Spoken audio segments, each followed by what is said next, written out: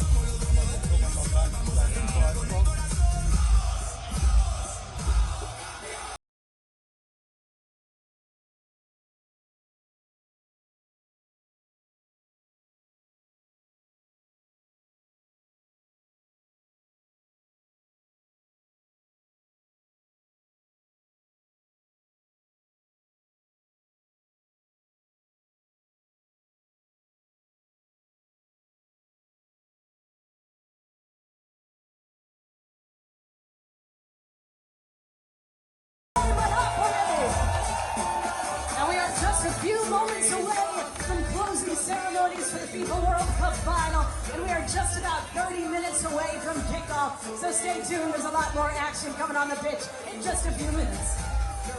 Colombia, España, Argentina, España, Argentina, España, Argentina, España, Argentina, España, Argentina, España, Argentina, España, Argentina, España, Argentina, España, Argentina, España, Argentina, España, Argentina, España, Argentina, España, Argentina, España, Argentina, España, Argentina, España.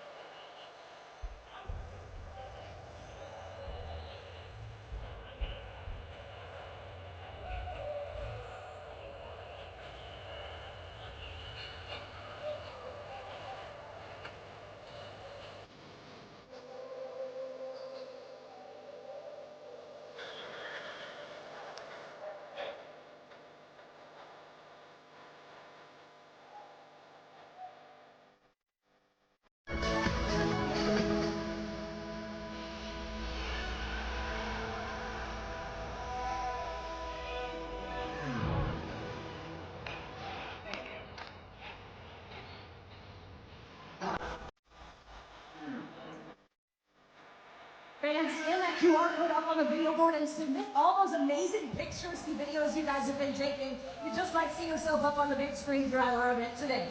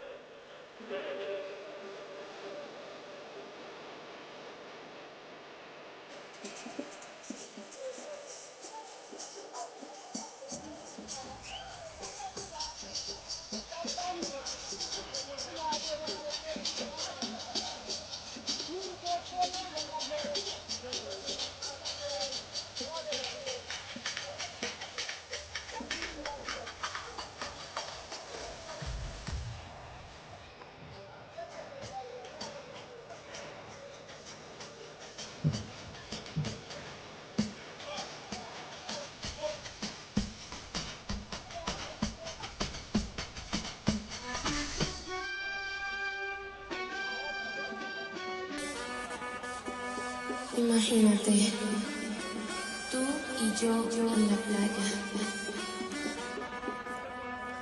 la arena, el mar, el sonido de las olas recorriendo todo tu cuerpo. Bésame, tócame y baila conmigo.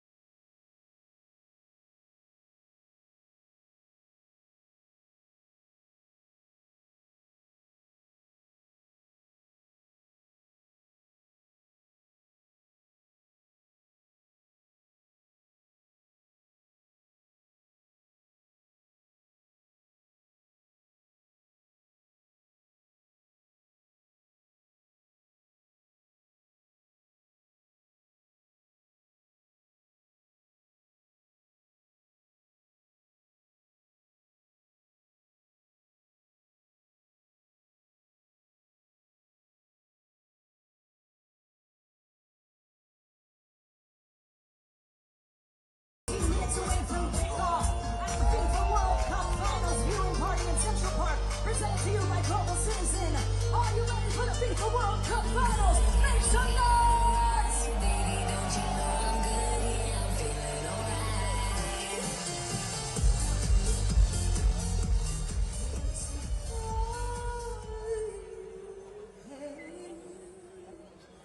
At the twilight's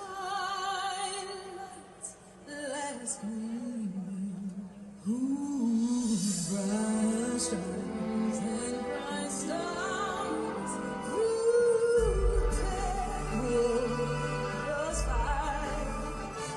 On the ramparts we watch, what so gallant leaves dreaming. And the rockets break lava bursting in agony through the night.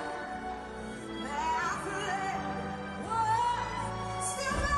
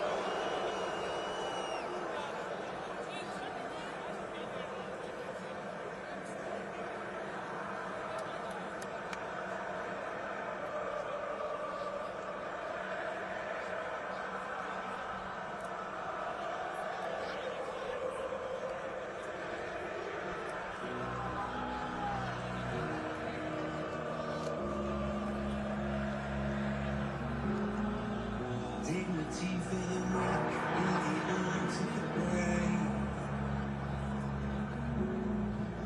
To the ones we lost and the souls they saved. One thing unites us, and the best is yet to come. We know who we are and what must be done. Despite the fury, the hope, the hate,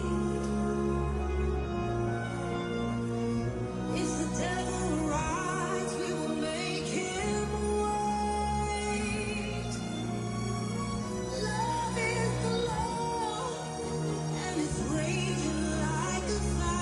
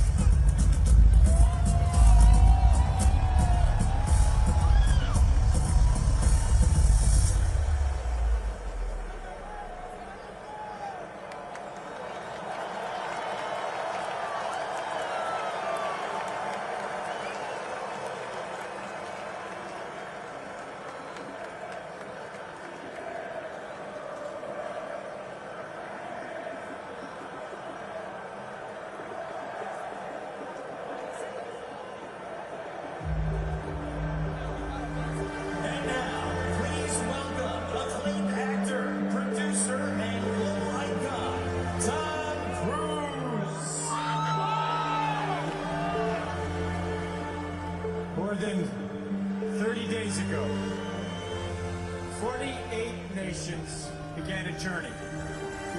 They crossed oceans, they crossed borders, they crossed cultures.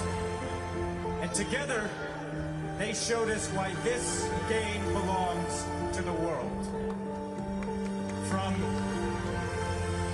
3 countries across them, and from every corner of the globe, we have witnessed greatness. And we have shared in moments of joy, moments of hope, moments we will all never forget. Football is a language spoken without words, a force that unites people, that turns strangers into friends, and reminds us of what we all have in common. Today, only 2 teams remain. España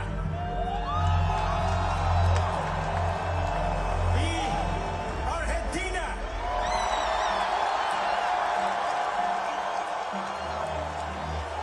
But these stories belong to each and every one of us. To every nation, to every player, to every supporter, to every volunteer, to every dream carried on the pitch. So as we gather for one final chapter, let us celebrate a tournament that brought the world together. Let us celebrate each other. This is football. This is unity. And this is greatness.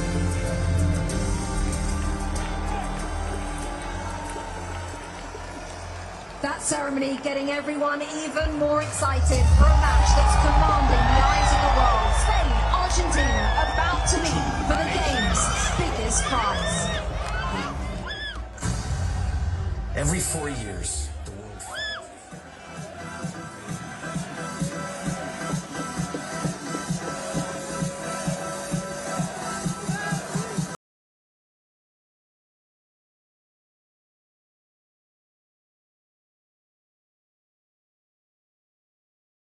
City, are we excited for the World Cup Finals? Let me hear you! Oh my goodness! All 50,000 of us right here in the greatest city in the world! Who's rooting for Argentina?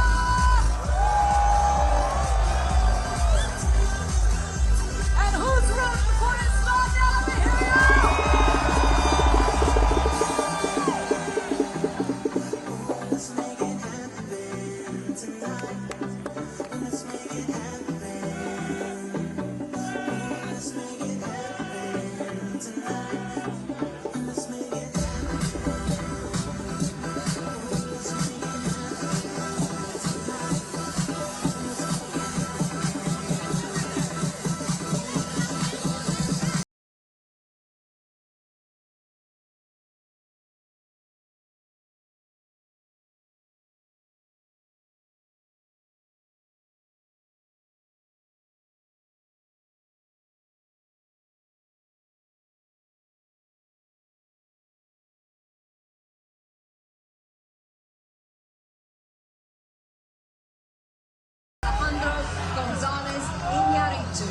Only in theatres this October. Thierry Henry, Zlatan Ibrahimovic, Alexi Lalas.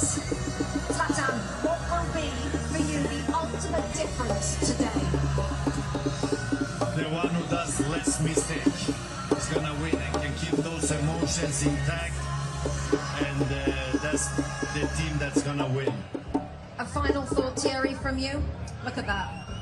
Memories, I'll be honest, I don't often say that, but I had the opportunity to be twice in the final of the World Cup. 2006, 98, 1-1, Boston. So guys, just enjoy it and make sure it counts.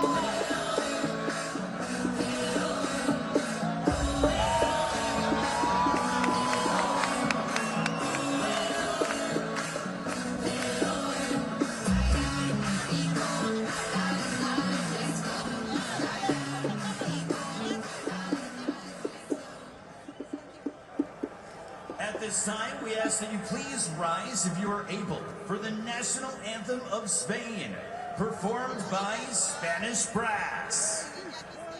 Favor de ponerse de pie para escuchar el himno nacional de España, interpretado por Spanish Brass.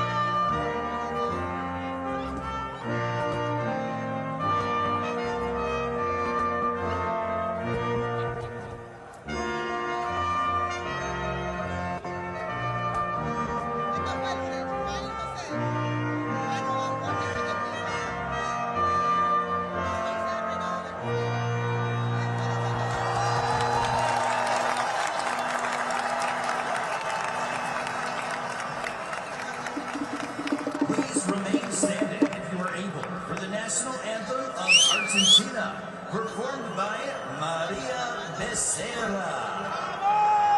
Favor de continuar de pie para escuchar el himno nacional de Argentina, interpretado por María Becerra.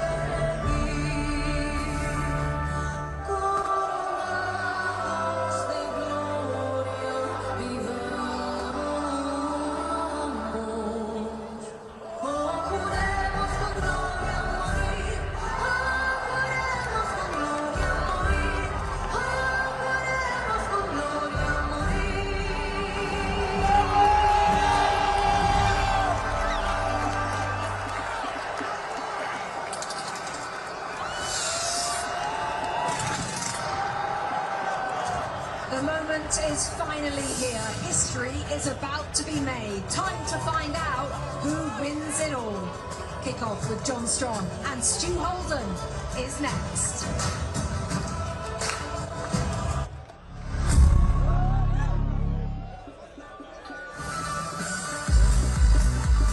New York City, are we ready for kickoff? Let me hear you make some noise! You're just in time if you are just joining us for the FIFA Finals watch party right here in Central Park, brought to you by Global Citizen. But I gotta make sure we got everybody in the house, so I'm gonna need you guys to show me some energy. I'm gonna need you to get loud. I'm gonna need you to make some noise. Come on, New York City, let me hear you! That's not enough. That's not enough. So we're gonna put the decibel meter up on the video board. You guys gotta make this decibel meter go wild. So you gotta get as loud as you've gotten all day, right now. So let me hear you get loud. Let me hear you scream. And let me hear you make some noise.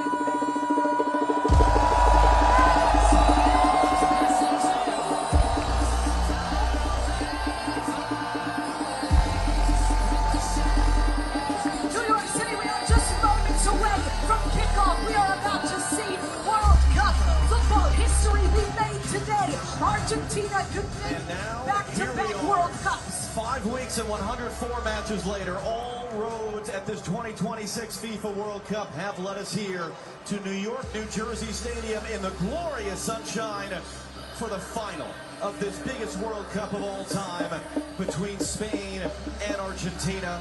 Slavko Vincic, our referee, Bastian Zarkar, our video assistant referee. Hopefully they are not the lead story when all is said and done today. Hopefully it is these players we're going to take a look at right now. And for a Spanish team coming into this tournament, They don't change for anybody. They didn't make any changes from the semifinal to the final. Unai Simon in goal once again. Just one goal against. Kubarsi and Lamine Yamal, the teenagers, 19 years old, become the 4th and 5th players in history to start a World Cup final. Pedro Porro on the right-hand side, he'll get forward to the attack. Rodri in the middle of the field, everything runs through him. He is so important. And don't look past number 21, Oyarzabal has scored in every final that he has played in. On the other side for Argentina, no surprises, Emi Martinez. 8 starters in this lineup. Started the World Cup Final 4 years ago when they went on to win in Qatar. Can they do it again? They've gone with some experience. 3 changes from their semifinal against England. One of them, Rodrigo de Paul, comes in on the right-hand side. Montiel, the man who scored the winning penalty in that match, he starts at right fullback. And up front, alongside Lionel Messi, is Julian Alvarez. Messi becomes the 3rd man, the 2nd man to play in 3 World Cup Finals. Think for just a moment about how many dream of being a part of a moment like this. And think about how few actually get there. Some get to do this multiple times, like him. Some are here for a 3rd time, like Lionel Messi. But what do you do when your dreams become a reality and you're actually in the moment you've thought about your whole life? Can you keep your calm? Can you hold your nerve? Can you do your job the way you've done it 1,000 times before, all the while trying to trick yourself into thinking this is just like any other game, when you know for a fact it is not just like any other game. It is the game that will be talked about first, the game that will be remembered the longest, the game that more so than all of the other you'll ever play and be a part of will define your legacy. Well, that's what we get to find out in the next 2 hours here with the New York skyline in the background, with 80,000 fans with us here in New Jersey, with billions more watching around the world. It's the 2026 FIFA World Cup Final. And it is underway. Spain wearing red. Argentina Albi Celeste in the stripes of white and sky blue. It was actually 2 years ago this week that Spain were crowned European champions in Berlin. Oyarzabal, as you mentioned, has a habit of scoring in finals. He scored the winner in that game, and it was only a couple of hours later we were in Miami to watch Argentina confirm themselves as the best team in the Western Hemisphere as they won the Copa America final for a 2nd straight edition, either side of winning the last World Cup. And so for those 2 years, these 2 teams have been on collision course. They were supposed to play in March. World events intervened and kept that game from happening in the Middle East. And so now here they are facing off in the sunshine in the World Cup final with history and legacy and everything else at stake. And so part of the question is, given that this is for all intents and purposes the first time these 2 teams as constructed ever played, how do we expect this game to look? And while it's not scorching hot, it is warm down there, and there is no shade. How will the conditions affect the game? Spain, as you would expect, starting with the ball, possessing the field, spreading the field out. Argentina have been trying, at least in the early stages here, to try to man-to-man mark, but already you can see the unpredictability in the movement. So fluid for Spain, opening the field up, although there's a turnover and there's an early foul. I do think in the early parts of this game, Argentina are going to want to try to disrupt that flow, not let Spain feel comfortable with the ball. So they're not going to be passive, they're going to step up. They too can possess the ball, but a couple early things I was noticing. Spain trying to overload the right side through Dani Olmo. And now we get the first look at Argentina in possession, and here we go, just feeling each other out. Emi Martinez just standing on the ball, trying to survey how this Spanish team is going to press. The 3rd of their attacks have started in the opponent's half. You feel the nutmeg of Pedro Porro. And Julian Alvarez will cycle it around.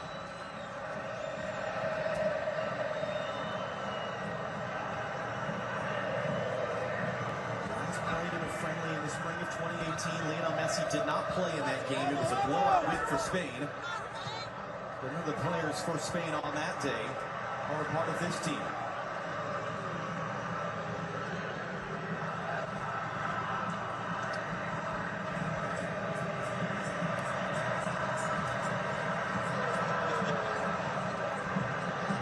Look at the space out there on the far side for Gonzalo Montiel, who had the winning kick in the penalty shootout of the last final. One of the lineup changes today for Argentina.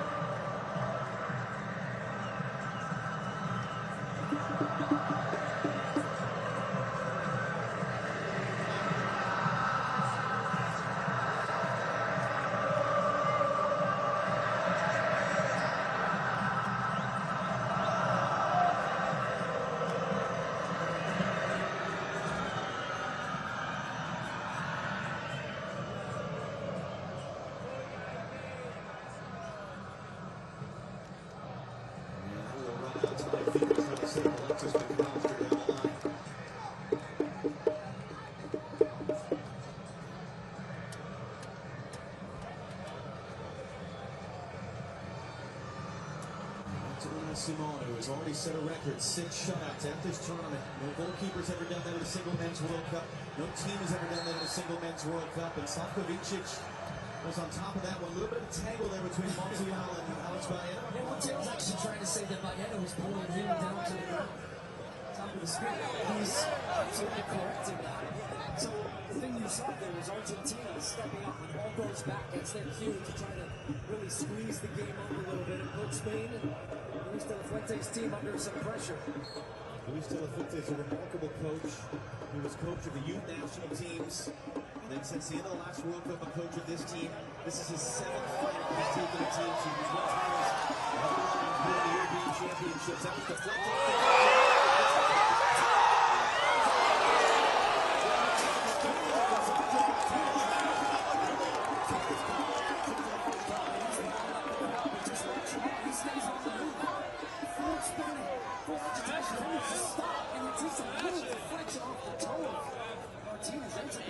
From Emi Martinez and a turnover. He's got Argentina back on their heels. Damage launched by Enzo Fernandez.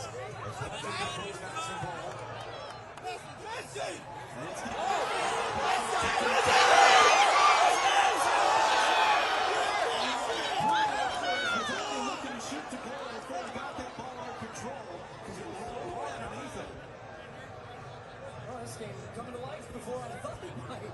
The way the first couple of minutes went, it was just slow possession, and that's what to expect now. Is a game where there's control, there's ebbs and flows, and then if the defense breaks open or there is a mistake in a ball that bounces, it'll bring the tempo up.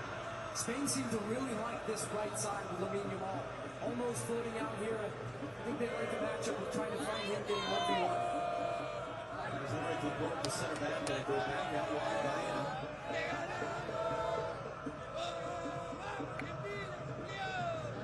Andre, the Spanish captain. Back in the ball again, MVP of the European Championship run 2 years ago, named best player in the world later that year. Was the better part of the year falling with the torn ACL, but he is very much back to being the best at that position in the world. Sweep it backwards here for Spain. As you see, the Spaniards have not lost any of their last 37 games in all competitions. Dates back more than 2 years. It's level with Italy's all-time European record. Which was ended incidentally by Spain. It's a giveaway at the back to Messi.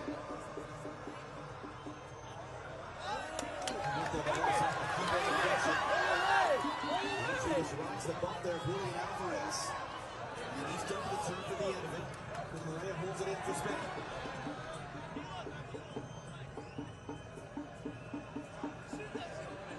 Morrow.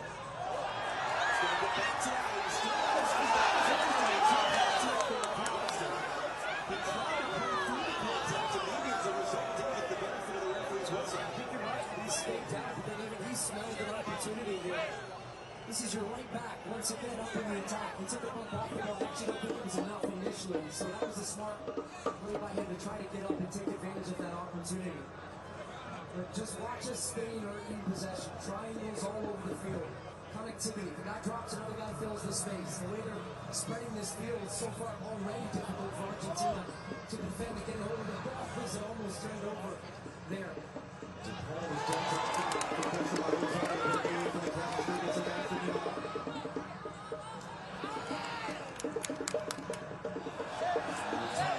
Just takes the bump there from Lamine Yamal. The challenge that Argentina are going to have, especially early on in the game, where Spain had a lot of intensity and energy. So we're going to look back at the Messi chance where he's in behind. And to your point, look at Unai Simon's positioning right now. He's far off his goal. He actually thought maybe Julian Alvarez was going to shoot. You're not typically playing balls over the top to Messi at 39 years old these days. He wants it to his feet. Great recognition. Now watch this touch. Off the foot and deflects it the other way. And then still Emi Martinez is able to stretch out his legs so close to the opening goal. He hasn't had a marquee game yet, Lamine Yamal. He's got a goal. He's built his way into this tournament. And it just feels in a game like this, you're going to look to guys like Messi, like Lamine Yamal to be a difference maker. Fuente has said multiple times in multiple ways this tournament, you just have to let Lamine be Lamine. Don't compare him to Messi. Don't compare him to Maradona. As he said before the semifinal, we are convinced his great World Cup day is still to come.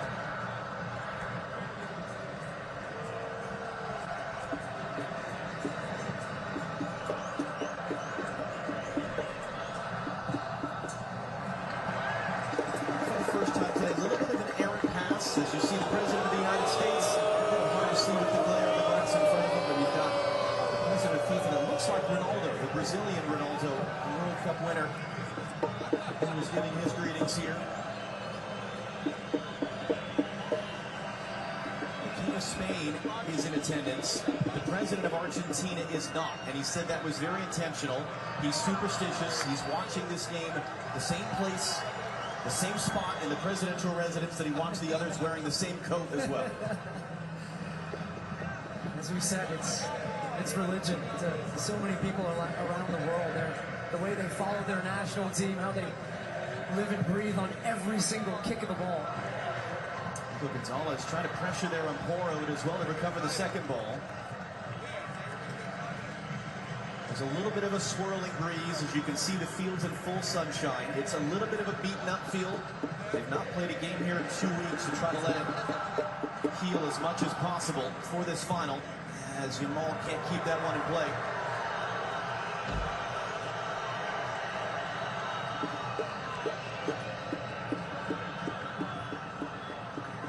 Is this what you were expecting first 10 minutes? Yeah, these are the two best teams in the tournament, feeling each other out right now, trying to execute their tactical plans, trying to get the rhythm of the game as well. That was one thing I said about Spain. Look, they're going to have the ball. It was what were Argentina going to do to try to combat that and try to disrupt that? They tried to press. Now they're sitting back a little bit deeper in their defensive set. And that's what Spain do to you. They have the ability to use the ball and move you around and deflate that type of enthusiasm that Argentina started with.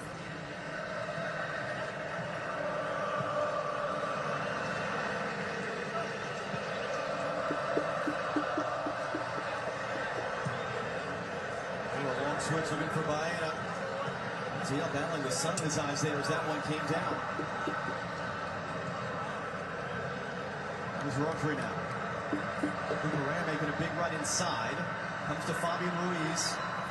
He'll hook this one, and Oizaba let it go. It's clipped off the heel of Lisandro Martinez, and it's the first corner kick of the game for either side. A lot of conversations going on right now in the back for Argentina. I think they're getting stretched too much in the middle of the field.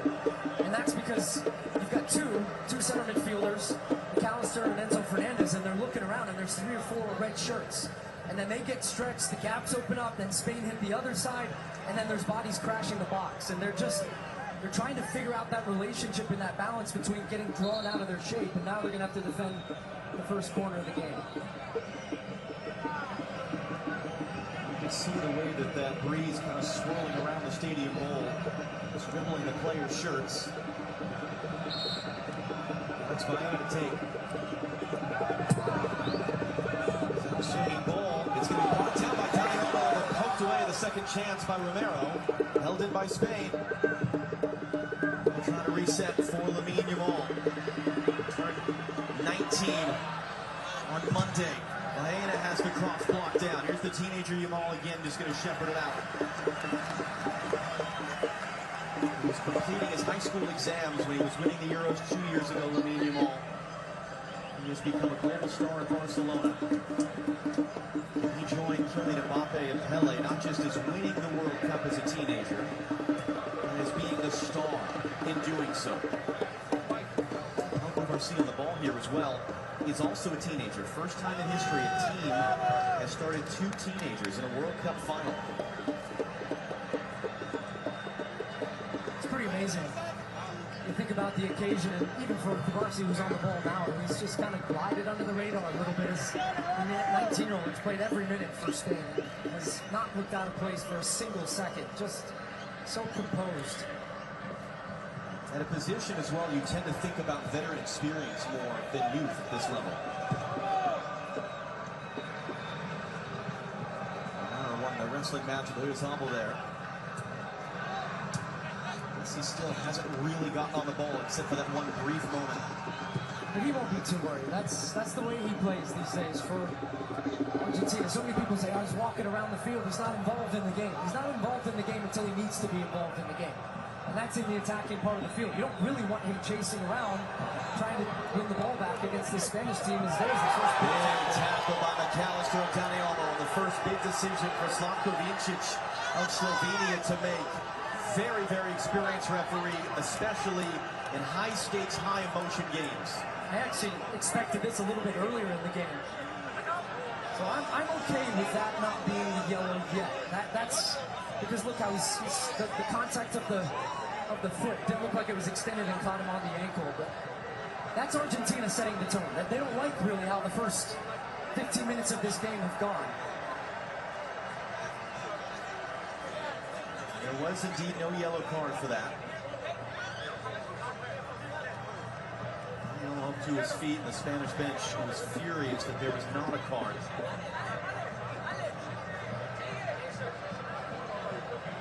Will Ferrell in attendance here. Former coach like De La Fuente, just at a different level. Williams in the building here in New Jersey as it goes long, too long for Oyarzabal.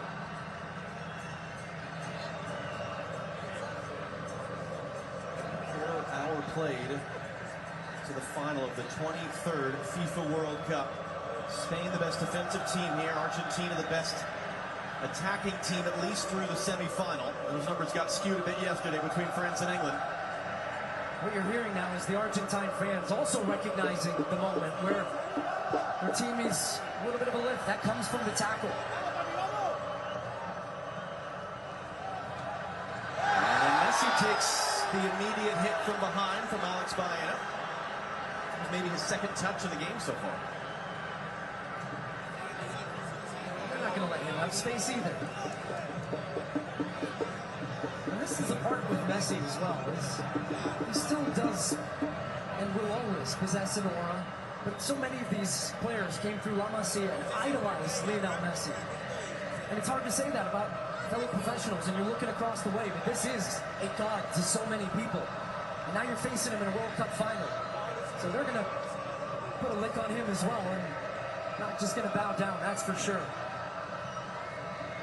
Rodrigo de Paul has spent a lot of his career playing in Spain, one of a number of Argentine players with a lot of professional experience in Spain.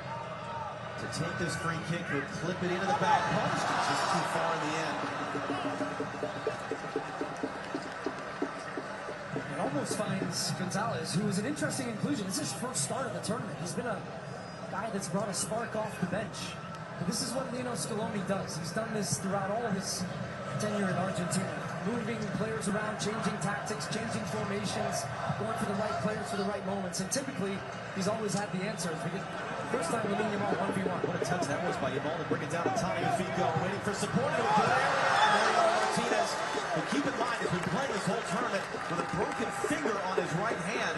And look at the way he catches this ball. It's kind of one-handed still. Oh, what a touch, too. Just cushions that ball, watching it all the way over his shoulder, and then gets to take you on. And those are situations Argentina absolutely want to avoid. Simone under some pressure there from Alvarez's hard right. He hears it from the Argentine fans.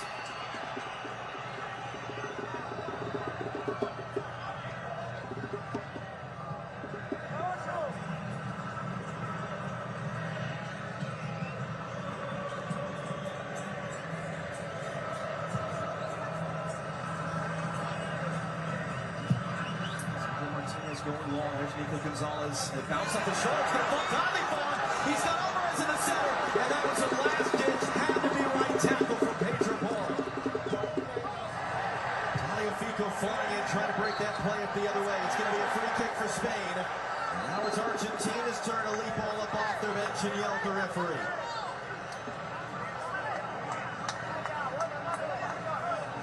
A couple of second balls and bodies flying into each other. Tagliafico throwing his body straight into Lamine Yamal.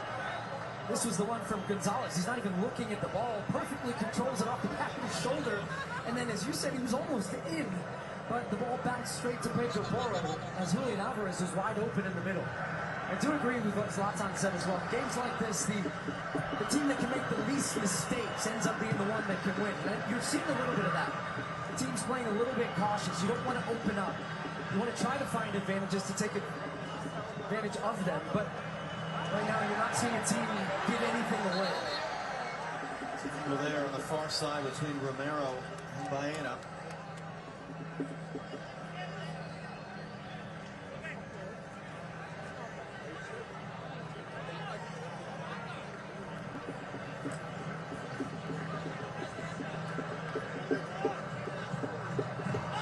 Pressure there from Olmo.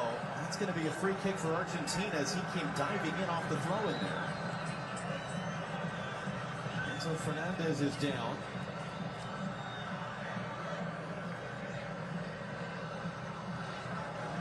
There's not a whole lot in that. He's trying to play the ball too. It's a foul, but it's nothing more. Although Enzo Fernandez is selling it as more. This is all.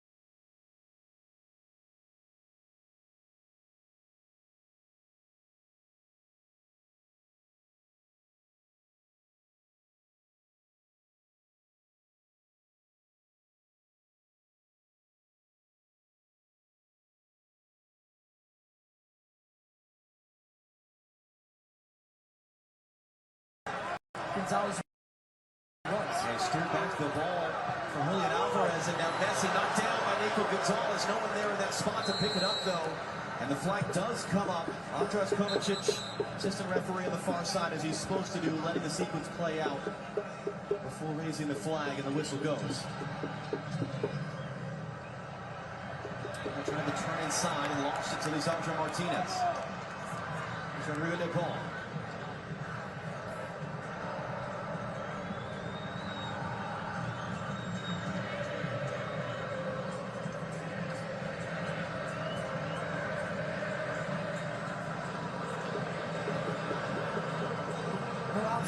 No options to play for Lisandro Martinez. Just going back now, he's going to have to dump it away. Great pressure. It's onside. He's almost going to find it there. Enzo Fernandez does enough, just kind of throwing his body in, so that Oyarzabal couldn't control it. Emiliano Martinez just plays it to no one.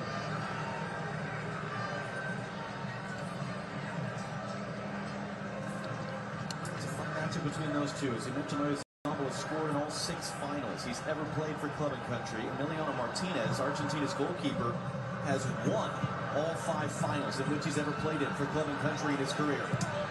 Reyes' cross takes a deflection, and that will spin behind for Spain's second corner of the game.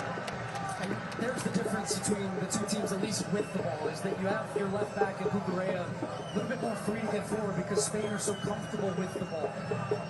Always connected, so he knows, okay, I've got the freedom.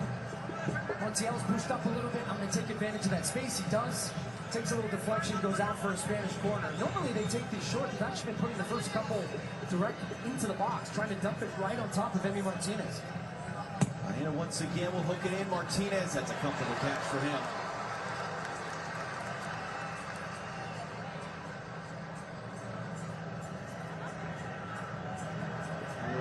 1/10 away from our first half hydration break. How do you see it?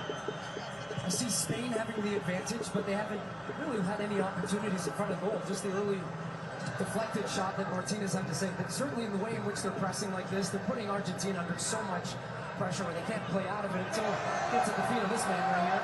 That's going to be a foul for a little pull. Not a ton there by Rodri, but just enough to slow him up and not let him away.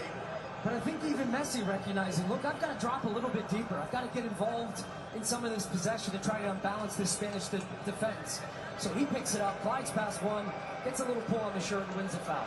And that takes us to our hydration break, powered by Powerade. 80 degrees, but plenty warm in the sunshine. Far from settled here. That's the closest chance so far at the foot of Lamine Yamal. Scoreless in the World Cup Final between Spain and Argentina.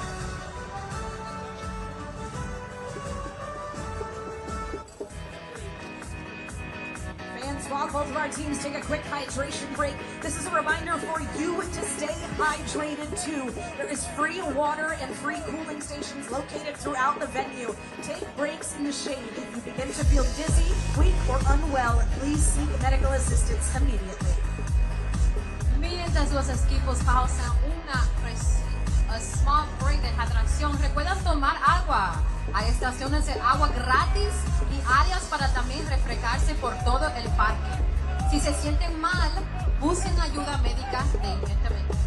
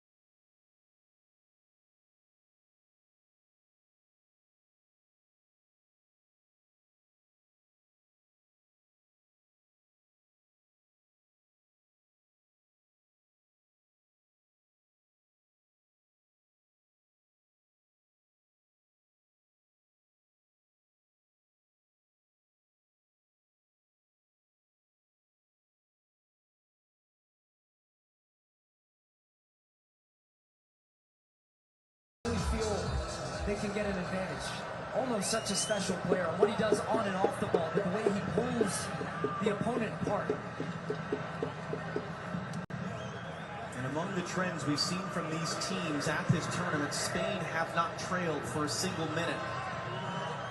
As we saw against France, that might be a handball on Alexis McAllister, it is. They take the lead and they just strangle the game. Argentina on the other side have scored more goals in the final 15 minutes of games than any team ever at a World Cup. They've come from behind to win twice in the last 3 games. It's another hit ball there. The Simon just got away from Julian Alvarez. Cucurella trying to prevent it being a throw when he's able to knock it off of De Paul. Spain get away with it. And the field just freshly watered after that break.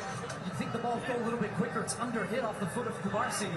The good running for Julian Alvarez. I think there's certainly from the Argentine side a little bit of a renewed enthusiasm to go and press as a team to try to win the ball back. Feeling that in that first part of this first half, that Spain really had too much time and space on the ball. And all trying to spin away there from Tagliafico, who hauls him down. Spain's bench want this to be the first yellow card of the game, and it does not look like they're going to get it.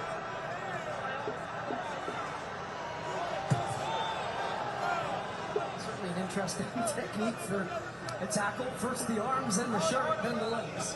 But I do think we're getting to that point, though, where you're going to potentially see a yellow card on the next foul.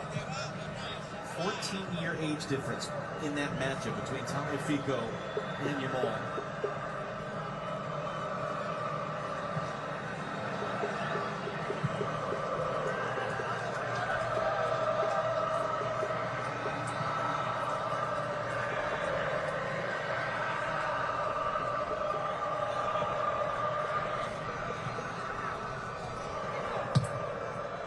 Trying to fizz that into Dani Olmo, and it almost ran all the way through to Baena.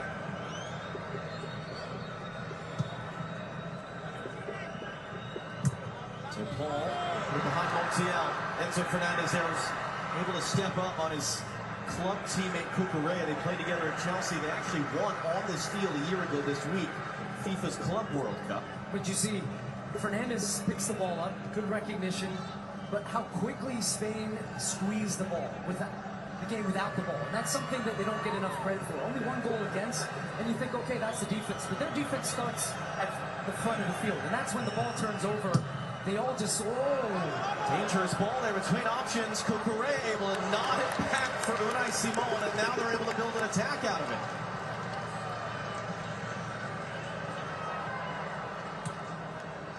But to your point, the best way Spain defend is just by not giving the other team the ball, certainly in any dangerous areas. And if they give you the ball, they win it back very quickly. So they don't give you time to get your head up and pick a pass and get up the field. Yamal, that's going to spin away from Olmo. So what I would say is, for now, Argentina's fine. They're quite content. They haven't conceded many shots on goal. But as the game goes, it gets more difficult because you start to tire, you get fatigued, you can't make that extra run, 5 yards, and then the space opens up. That's why you need spells throughout the game to have the ball, to have possession, to wear down the opponent. But they're just playing direct. They have no interest in playing through. Dallas able to get a flick. Alvarez is chasing. Camarsi able to head it away.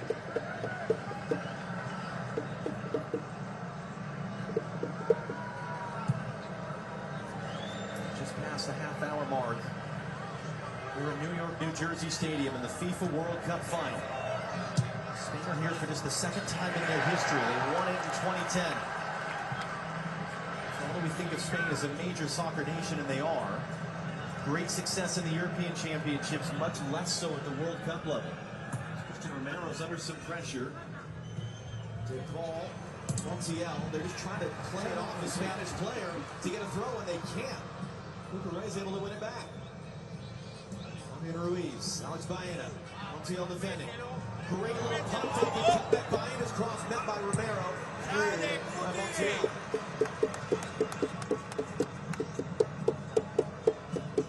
By contrast, Argentina are here for a 7th time, tied with Brazil for the second most in history.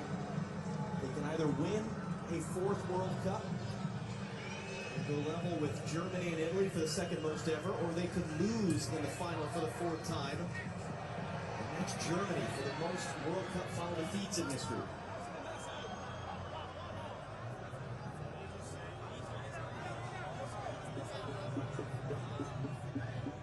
They were in this position 4 years ago. They were the defending champions. They could have become that first team since Brazil in '62 to go back-to-back. And it's a penalty shootout to Argentina.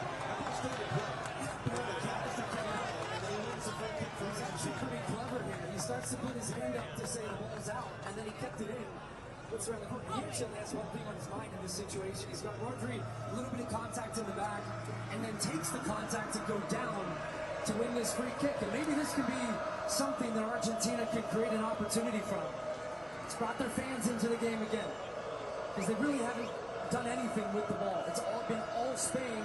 And a highlight on that man, Romero. He has a goal in this tournament from a set piece. They have some big bodies up there. Argentina, the best set-piece scoring team at this World Cup. Spain have allowed 1 goal from a dead ball situation in their last 25 games. It's going to be taken short.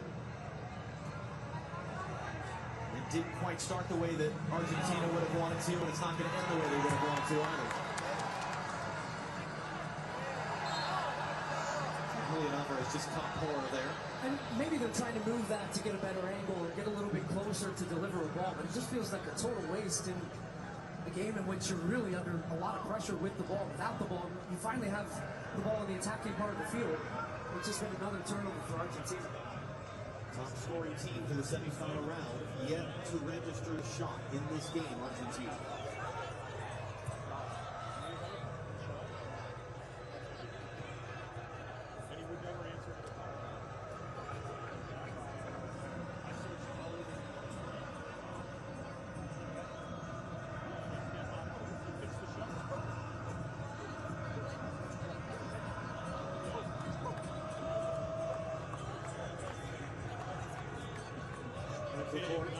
Finds the angle, Kukurea changed across, takes a touch, fires it instead.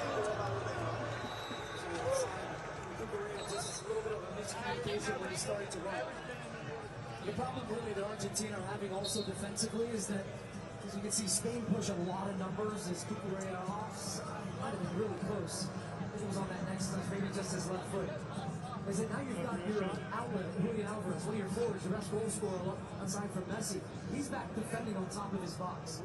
You just had no outlet with speed and transition, so Spain just released more and more defenders into the attack and outnumbered you. You just can't defend that. So they have to have a threat the other way to keep Spain a little bit more honest, or they really start to squeeze on top of your box and you start conceding dangerous chances. Where's that going to come from? What do they got to change? It's possession. They've got to have possession. And it starts in the middle of the field. In these situations where Martinez has got the ball, you don't really see any free shirts. They put you under a lot of pressure. You have to beat a man. And I just think even a switch of play, we're bringing the ball right now, far side of the field is waving. Can we get the ball to the other side? Can they have quick movements, quicker ball movement? The slower you move it, the easier it is for Spain. It's not just De Paul. Montiel right now has 40 yards between him and any player in a red shirt on the far sideline. It's going to be a foul there as Rodri was hauled down.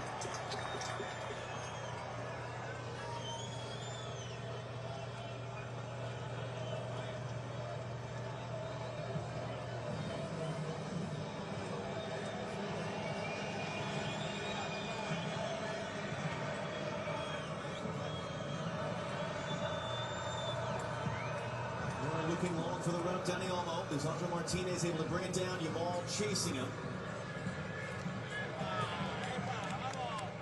Enzo Fernandez right into Baena. And he's able to prevent the immediate break. Still Spain take the ball. Kukurea, great touch, going to get back to Montiel. But a strong tackle of Gonzalo Montiel.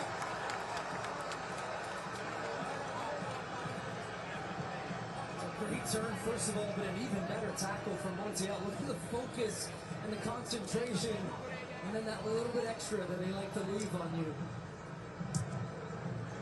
There's something Emerick Laporte talked about coming in.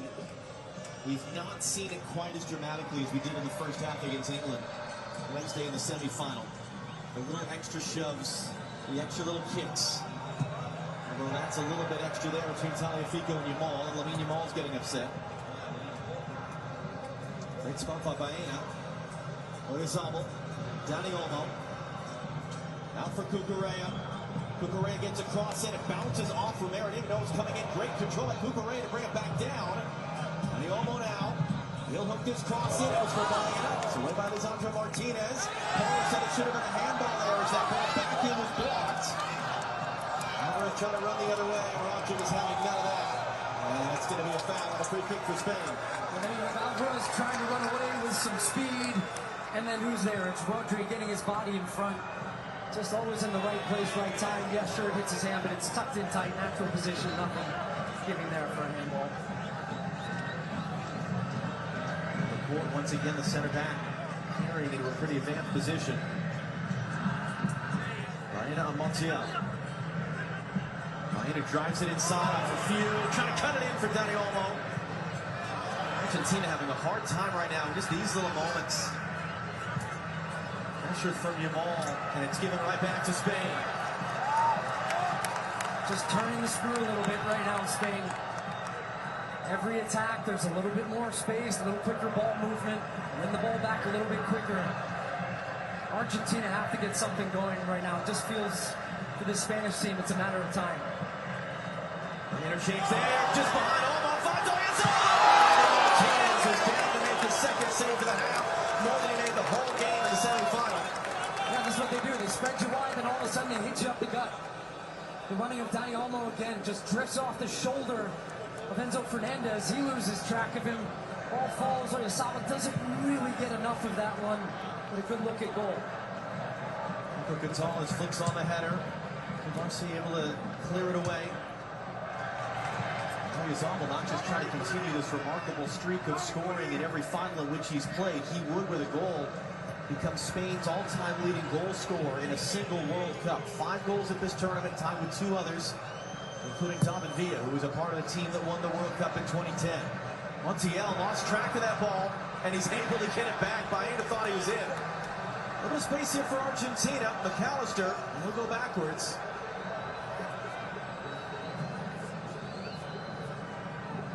Fernandez will roll it wide for Rodrigo de Paul, who hands it off to his Inter Miami teammate Lionel Messi.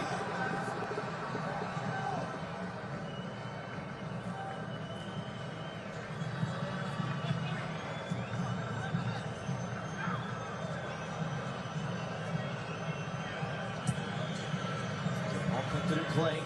He's going to find Messi. Julian Alvarez. Back out wide, Rodrigo de Paul.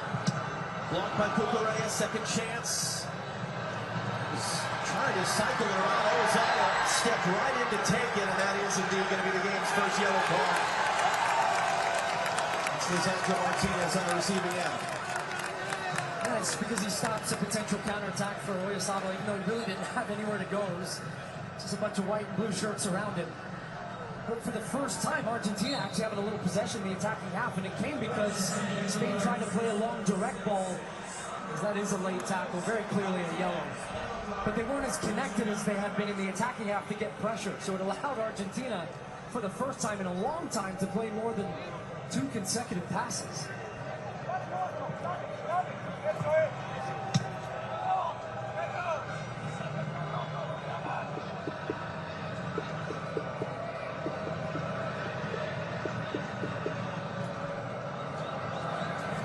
Able to turn to some space. Enzo Fernandez was backing off.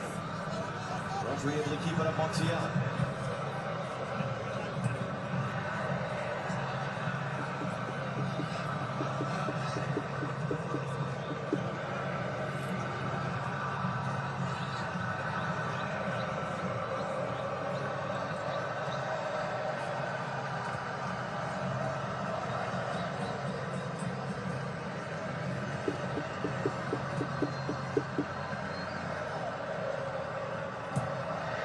That was a lot for Oyarzabal to handle it, but he did. And he's going to cut that one back in. Pedro Porro lifting it up. No one in the back post in red. And Emiliano Martinez is going to come all the way out to get it.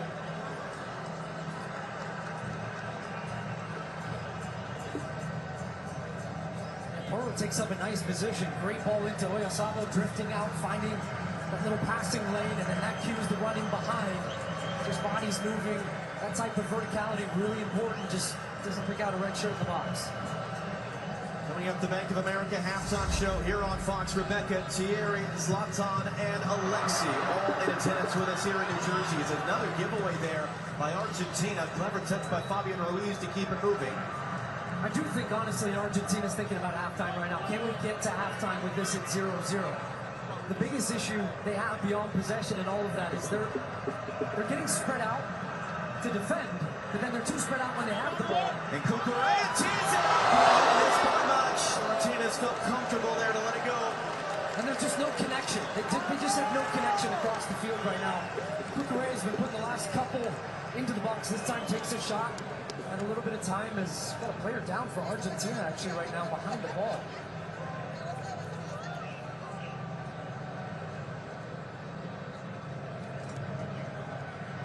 It's indeed Lisandro Martinez who is down.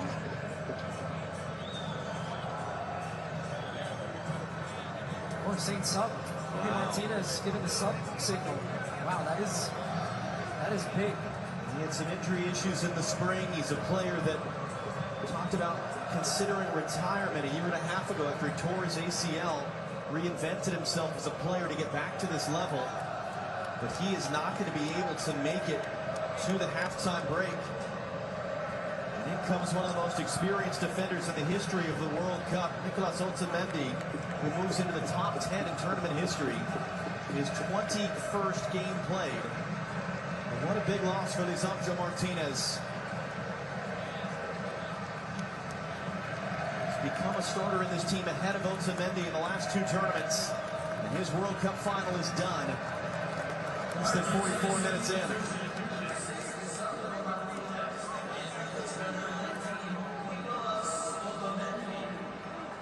And that's the hard part. That's the heart of your field right there in the middle. Center back position. It's a big area in the field in which you really like partnerships. Partnerships that work well together. They complement each other. So another reason that Argentina won halftime. Now you're bringing in a very experienced player in Otamendi, but he just hasn't played a lot with Romero. So the two of them in this tournament specifically, how quickly can he get into the flow of the game? He's going to try and stick a tackle in early. As you see, he was a lone goal scorer. The last time these two teams played in 2018, it was a 6-1 win for Spain. Maybe in the house.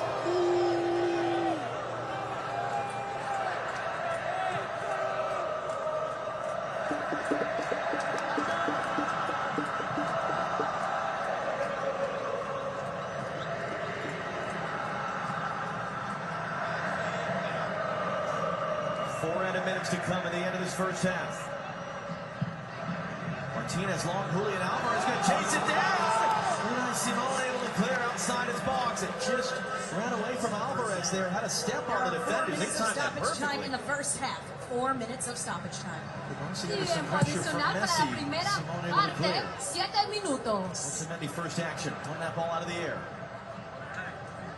Nico Gonzalez trying to escape. Weaves around Porro. And then Porro lost the battle, won the war.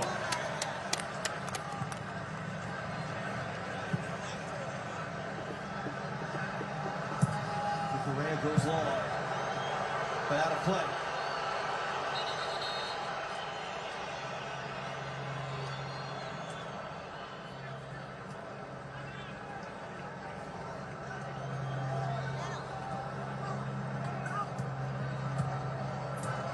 Nice interchange there. DePaul brought back under control. Gonzalo Montiel. Early ball that was under hit for Messi. Pressure from DePaul. Montiel couldn't chase it down. He was offside. Simon comes to get it.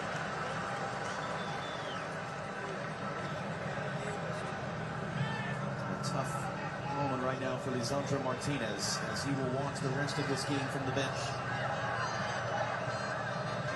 But it's an interesting final in the sense that it's tight, which is not unexpected. Spain have had a lot of the ball, not unexpected. Argentina, tough defensively, not unexpected.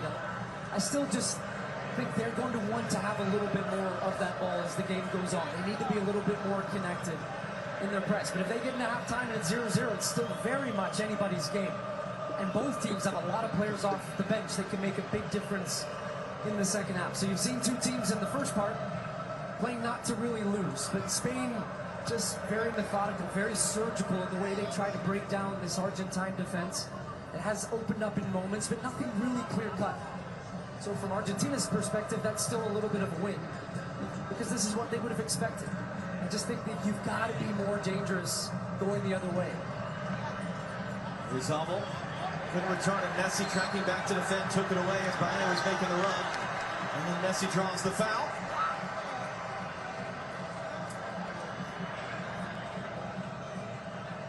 And as you said, he's not going to get involved all game, but he is going to get involved. And when he is, as England found out, as others have found out, that's when things change really quick. Second man ever to play in 3 World Cup finals, the first to start all 3. Cafu of Brazil came off the bench for one of his final appearances. And do you think Messi would love to leave the United States? I should say he's going to stay in the U.S. because he plays in Miami, but he would like to leave the tournament with that goal-scoring record that Kylian Mbappe snatched away from him yesterday in the third-place playoff. Minute to go in the first half of the final. As much as Argentina have been the late show at this tournament, Spain have won 2 of their games in the knockout stage. Very late on, Mikel Merino coming off the bench as a sub. Snaps late wins against Portugal and Belgium.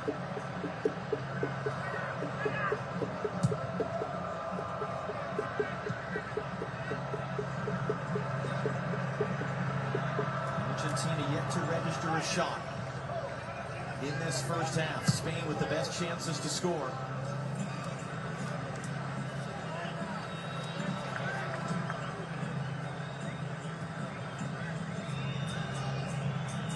Martinez with 2 saves in the first half, more than he made in the entire game in the semifinal Wednesday, and that is the first half coming to a close. Rebecca Thierry's locked onto the Lexi on the other side of the break. 45 minutes down, 45 to go in the FIFA World Cup Final. No score between Spain and Argentina.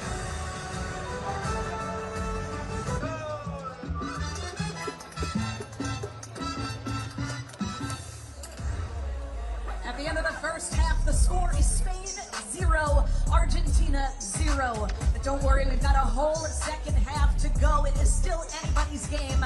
Both teams are still up to become the World Cup champions. Coming up in just a few moments, be sure to watch the video board for the live broadcast of the first halftime show in World Cup history.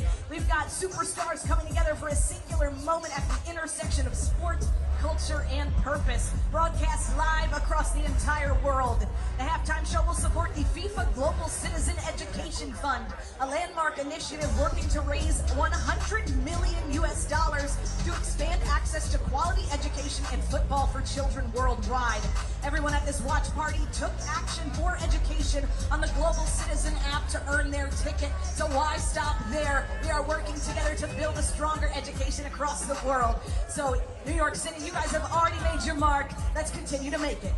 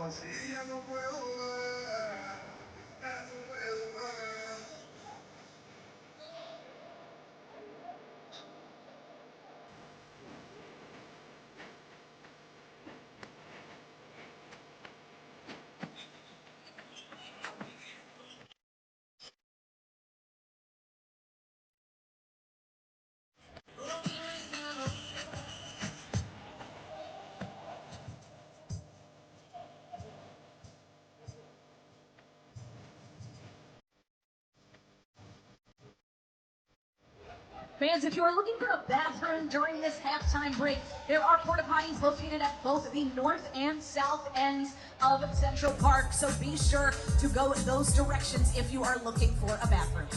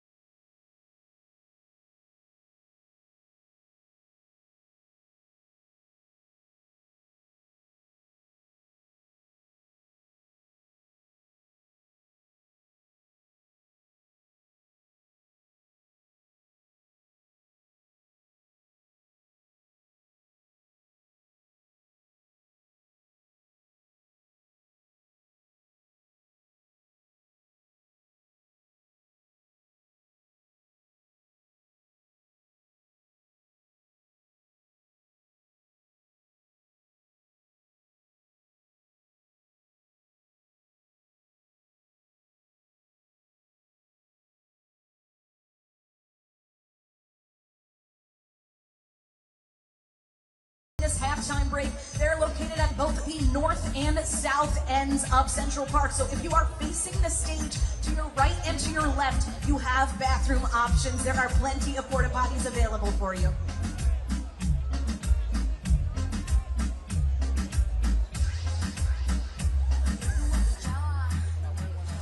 Thierry Henry, Zlatan Ibrahimovic, Alexi Lalas, they're setting up, as you can see behind us, for the first ever halftime show at a World Cup final, and we will get you there just as soon as it gets going. But until then, is what you've seen, Thierry, of this World Cup final what you expected?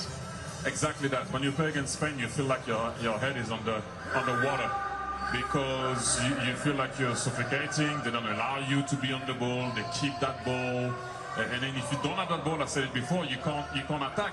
But sometimes they manage to play the ball long, and Unai Simon all the time clears the ball. It's very difficult. It feels like you're not in the game. And then when you're Spain, you feel like you're jabbing up until someone put their guard down, and then you can knock them out. Zlatan, quick thoughts. I mean, it's like we said before the game, that Spain is going to dominate the game, and Argentina just have to keep the patient, and when they win the ball, but then Spain is there, and they pressure you to lose the ball or give a pass that you don't really want to do. So it's like we predicted. No, we don't predict. We analyze. We analyze the game. Yeah, Alexi. Good news, bad news. Let's take it from an Argentine perspective. No possession with purpose. The outlet passing, when they're trying to play out of the back, they're hitting the ball out of bounds, so nothing going on in there. Messi, we know, doesn't defend, so they're defending in 10. He was invisible the first half. We know he can come alive, though. They had to sub a center back, and the physical game isn't bothering this Spanish team. Good news is it's 0-0, and they got an extended halftime so they can get more of a rest. Exactly. The even better news. Time now for the first ever World Cup final FIFA halftime show.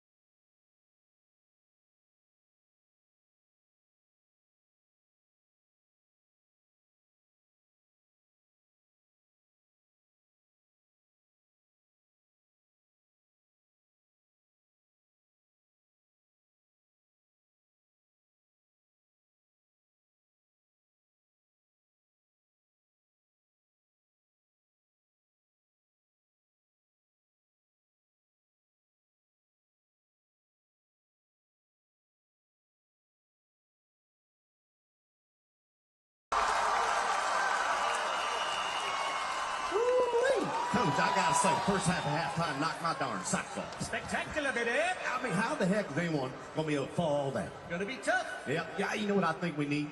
We need some heart. You know, someone that has some soul. You know, someone who can bring the love.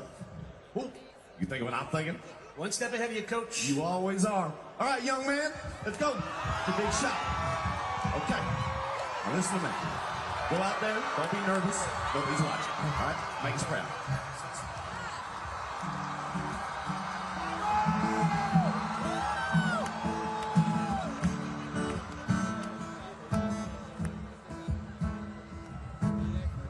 Good morning, curtains dancing in the sunrise. Baby's crawling on the floor, and we don't have to go to Mississippi. I'll bring the river to your side, and maybe we find love in those moments. We don't even have to try. I could write a song, but my words just wouldn't do. So I sing hallelujah, hallelujah, baby. Let's take a walk, hallelujah. The sun is out, hallelujah. Look at you, hallelujah.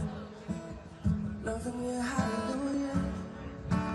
Everything hallelujah, everything hallelujah, everything hallelujah, everything hallelujah. If somehow I could reach across your mind, I would pull out all the hurt. Tried to write this song, but my words just wouldn't do. So I sang hallelujah, hallelujah, baby. Just look at you, hallelujah. I'm loving you, hallelujah. It's the World Cup, hallelujah. It's the World Cup, hallelujah.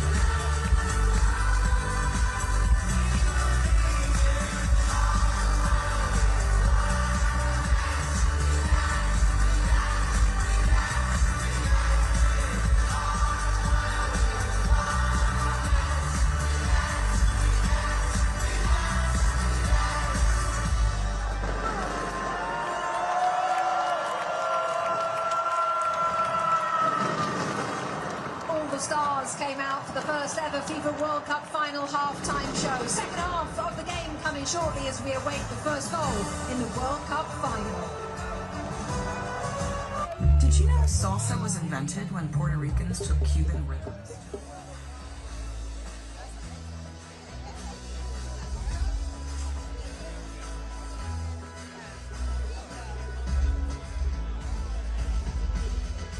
Fans, there is free water located on the opposite side of the screens. If you are looking at the video board, the free water will be behind you. Stay hydrated. Free water and cooling stations are located throughout the venue, provided by Box One.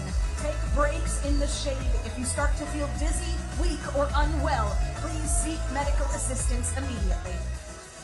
Recuerden tomar agua disponible al otro lado de la calle. Hay estaciones de agua gratis y áreas para refrescarse por todo el parque.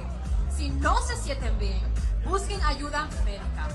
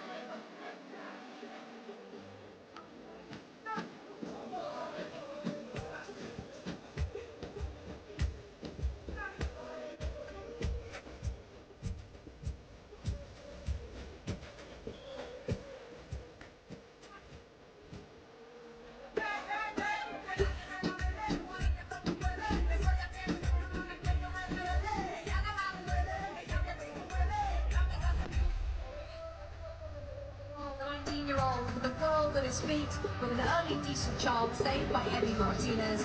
No goals in the World Cup final yet. FIFA World Cup 2026 on Fox is sponsored by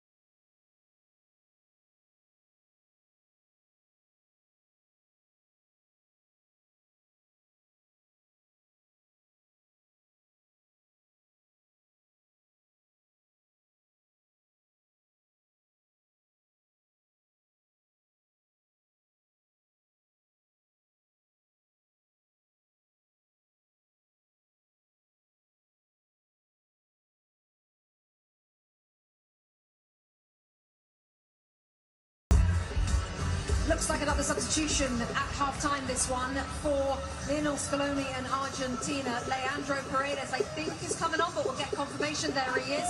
From our commentary team, John Strong's 2 holds, and guys, back to you.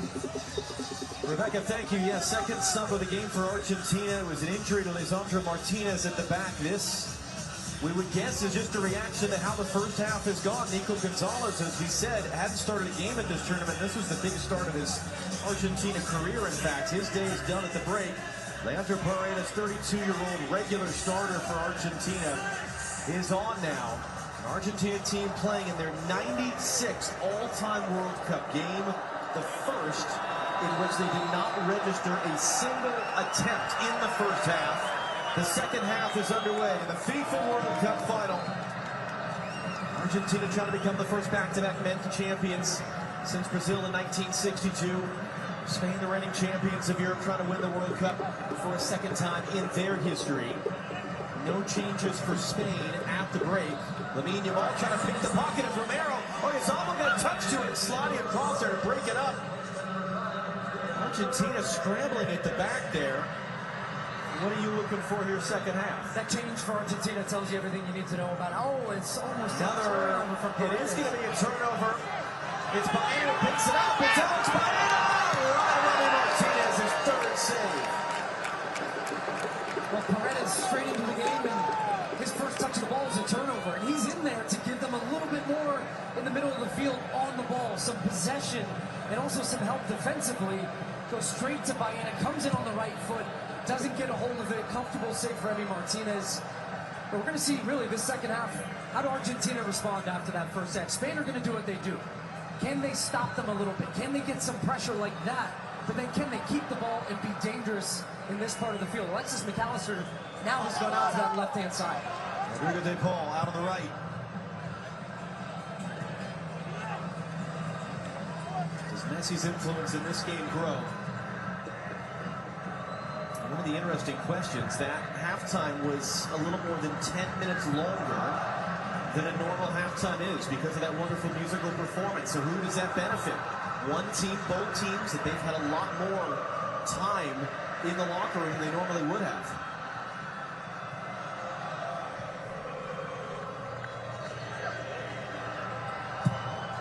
Down the line for Montiel Chase and a foot race with Laporte.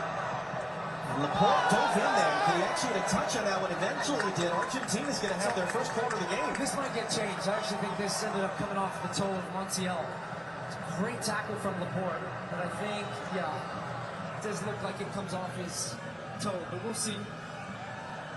We'll review this one. Bastian Dankert of Germany is the video assistant referee based at the VAR hub in Dallas, which is where the International Broadcast Center is. So it'd be up to him to look at the video and reverse the call. As of now, have not. Maybe it was too close that they just said, okay, it's a corner for Argentina. Best goal-scoring team from dead balls at this World Cup, Argentina. That's the end of the near post, trying to get the flick from McAllister.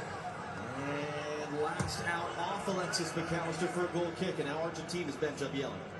But that was a good sequence for Argentina. You did initially feel the difference in having Paredes on the field, being an option, coming underneath. Now you're going to see Alexis McAllister coming inside, trying to help with that overload, which means Tagliafico has to get wide for them and high.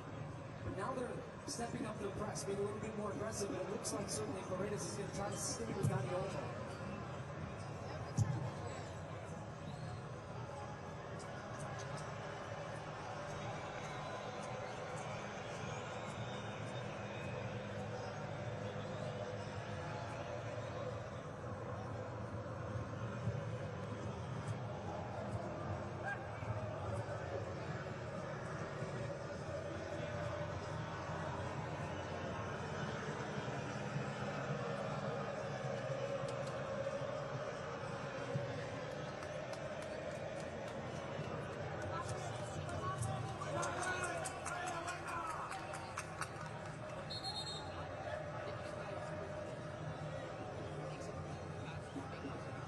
Looks like Argentina ready a couple more subs potentially. And that would be interesting to make a sub so soon in the second half like that. Yeah, especially as you've had all that time at halftime to talk it over. You made one change. But I think already you're seeing the early effects and desired effects of the tactical tweaks that Scaloni made. He's a very, very good coach. I think still, as much success as he has had, he flies under the radar. And people just say, well, you've got Messi, you've got a group of really good players, but he has a really good feel for what the game needs. And he knew straight away, he's not afraid to make changes. Made one change already at halftime, giving them a little bit more connection on the ball, which was something they were missing in the first half.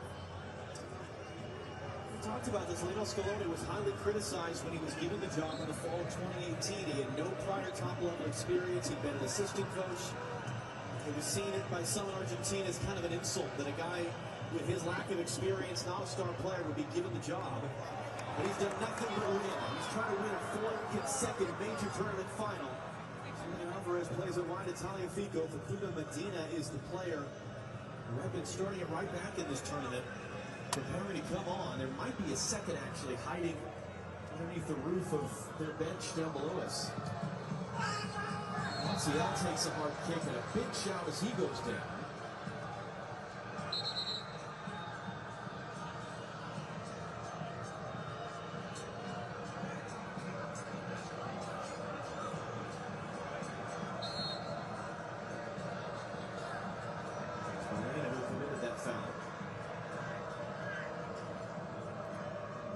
Scan the QR code on the screen. Vote for the Michelob Ultra Superior Player of the Match.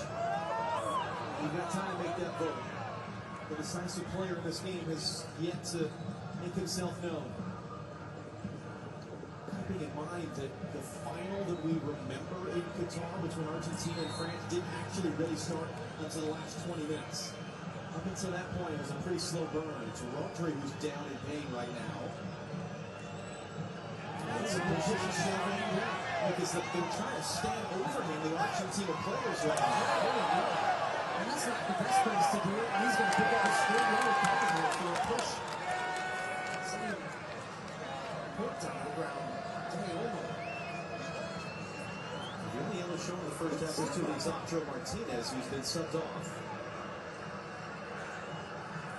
So Rodri's right in the middle of your screen and just gets a bump in the back from Paredes. Just off to the left right there. He's turning. That's pretty simple. But it wasn't seen by the referee initially.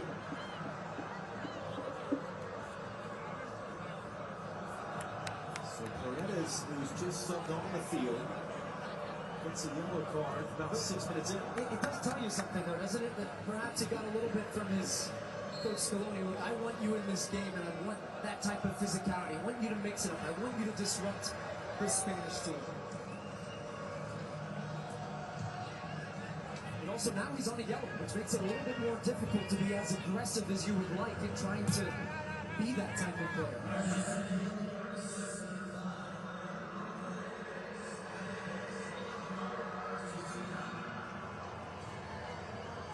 Paul with Cucurella for company. We want to find Martinez. He plays it right to Rodri, who pumps it forward. Down the elbow. Romero comes across to poke it away. Alexis McAllister has to find an option. Tagliafico, that'll be an Argentina throw. And it does not look like that substitution is imminent anymore. They've sent both Facundo Medina and Nahuel Molina back to the substitute area where they're warming up down in the corner. It might have been one of those situations where he was thinking about, okay, I want to see how this starts. If I need to make a change, I do. I think he'll be pretty happy with the response he's gotten from his team, at least now. Spain haven't found that rhythm. There's Paredes and there's the shove on Danny Olmo. Slavko Vincic about 6 inches away from him. So you're not going to get away with that. And he'd actually, I think, initially gotten away with that shove in the back of Rodri.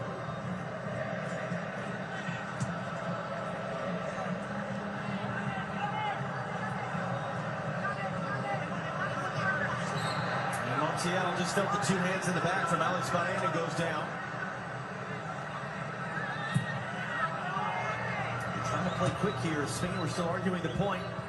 That was good work by Lamine Yamal. They're tracking back defensively to knock that away.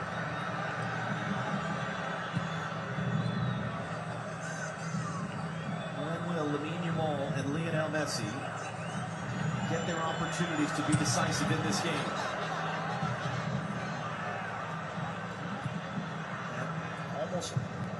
unbelievable photo that they took years ago when Yamal was an infant. Here's Oyarzabal now. Options either side. Might just call his own number. Now he rolls it in for Fabian Ruiz. And he was knocked away there. Spain right back on the ball. Oh, it was a great build-up from Spain. The fastest tempo we've seen them play at in a little while. But Lamine Yamal was wide open, didn't get the pass from Oyarzabal. Moro brings it down, has Yamal in support. Here's Lamine Yamal now. Got the pass away, goes down. It was Tagliafico coming in a bit late. There's no whistle. Enzo Fernandez trying to find the outlet of DePaul. That was a hard one to handle. Messi tracking back to clean it up.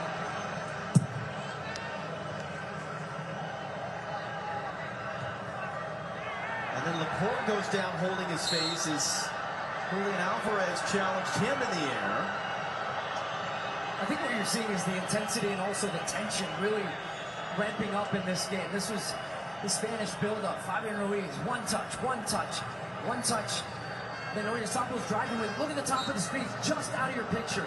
Then Lamine Yamal, if Oyarzabal could have played him in front, he was screaming for the ball. They said he went for the nutmeg, but then didn't continue his run onto the ball, and it was cleared away by Otamendi at the end of that play. But beautiful play from Spain. And in that sequence there, as you were looking at the replay, it's getting threaded through first. Danny Olmo from the byline, cutting it back. Just being thrown by Montiel. It's out for a Spain corner. But Argentina quickly withdrew those players. They're going to make a sub here in a moment. Yeah, well, here they're not getting pressure on the ball. And Danny Olmo, again, just running off the shoulder. He found that gap because you saw Tagliafico went close to Lamine Yamal. Great cutback. Such a great ball because everybody's defending that cross in front of the goal. But it was a last-ditch tackle here from Montiel, just beating Cucurella. Starting to get a game now. Now you're starting to really feel it.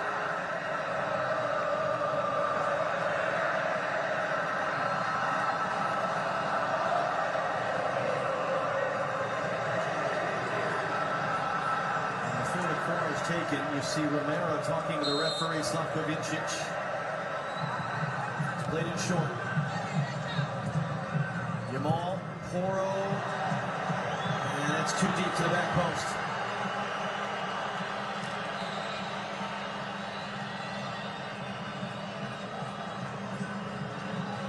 So on comes the man who was starting it right back at this tournament. Manuel Molina was swapped out on the line today for Gonzalo Montiel, and they will swap back here early in the second half. Third substitution for Argentina. They have two more subs they can make, but only one window, one opportunity in which to make them because of the first half injury substitution. So that hamstrings Lionel Scaloni a little bit. And Spain have activity on their bench now as well.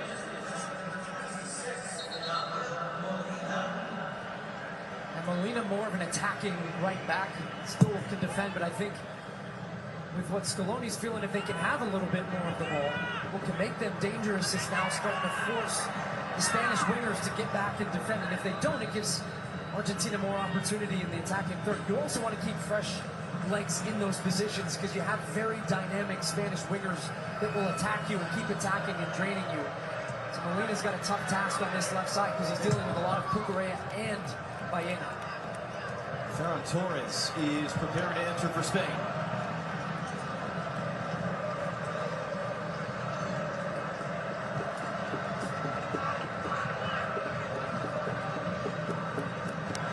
Good defending on the outside by Tagliafico. Now Tagliafico's trying to run forward. Enzo Fernandez just got it caught underneath his feet, and Yamal took it back for Spain.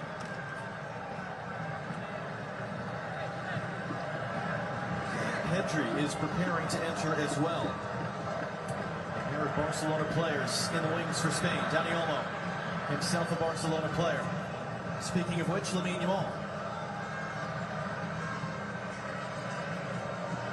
And yet the greatest Barcelona player of all time is wearing white and blue in this game, Lionel Messi. Poro trying to maybe get some space on the outside for Yamal, and he ends up getting fouled. And a free kick now in an interesting position for Spain. Yeah, interesting for sure. This is definitely a distance for a direct strike at goal. Pedro Poro takes a little kick, very clear from Paredes, who's on a yellow card, on the back of his leg, right there, right leg. So it'll be interesting who ends up taking this one. They've got a number of options, but this does favor this angle a left-footed player, because if it was a right-footed player trying to hit that near post, you really have to get it around the wall with much more bend. But the left-footed player here, if it is Lamine Yamal, he's holding the ball. Could this be his shining moment? Having a hard time figuring out the little spray can there to set the mark of the free kick. There you go.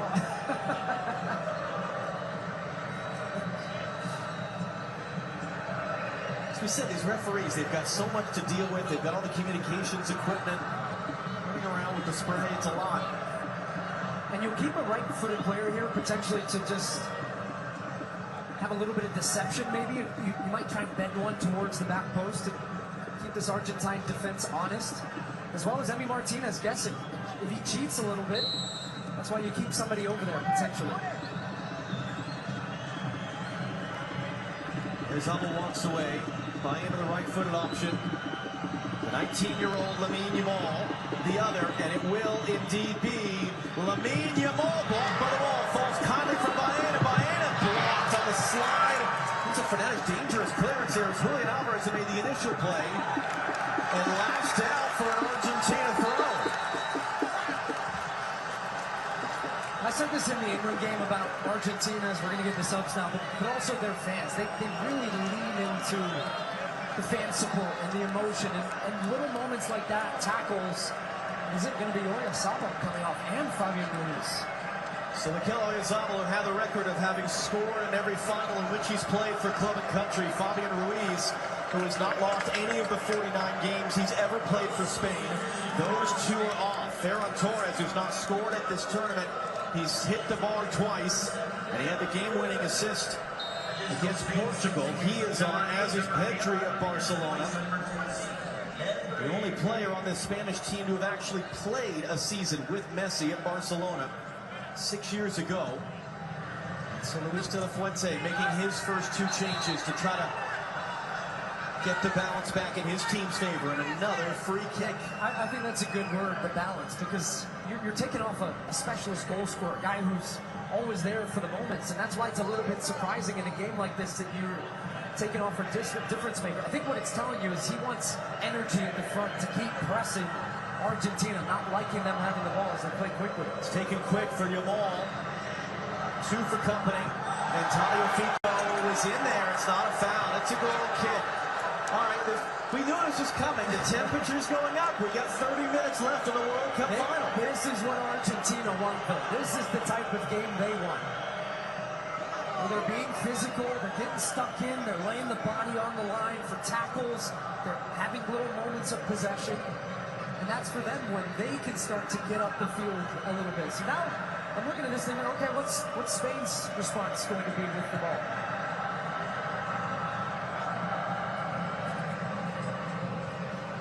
Messi, McAllister took a bit of a touch there from the defender. It's Paredes sliding through.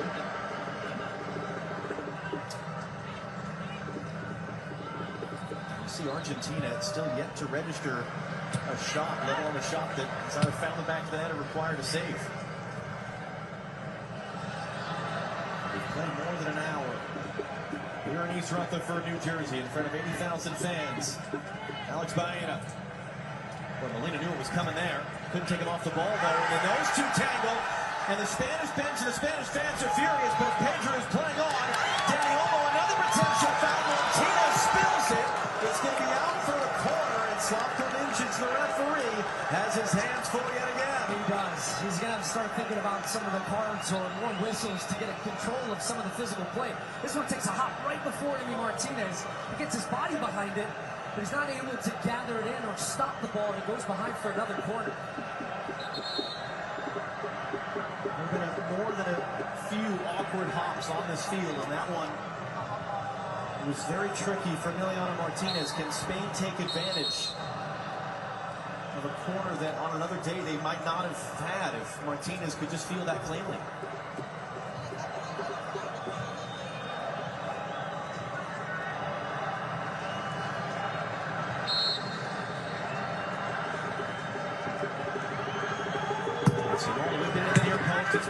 McAllister awkwardly to clear back into the middle of the field. Oral resets for Yamal. He'll hook that one in. Took an offensive touch there, out for another corner. Paredes is in a good spot to deal with this one. Great looking ball, just bending towards the goal at a nice height, looking for a red shirt. And they're again going to put this into the box. This is not what Spain do often. They normally play it short. Playing it into the mixer, batted down by Martinez. A scramble of bodies. Christian Romero was unsure who that last came off, and so he'll play safe and get it clear. That was really awkward looking for Emiliano Martinez, dealing with that in part because, as you can see there, that ball is coming out of the creeping shadow on the near sideline, and his eyes were right in the sun. And Argentina looks set to empty their bench and use their final two subs here in a moment.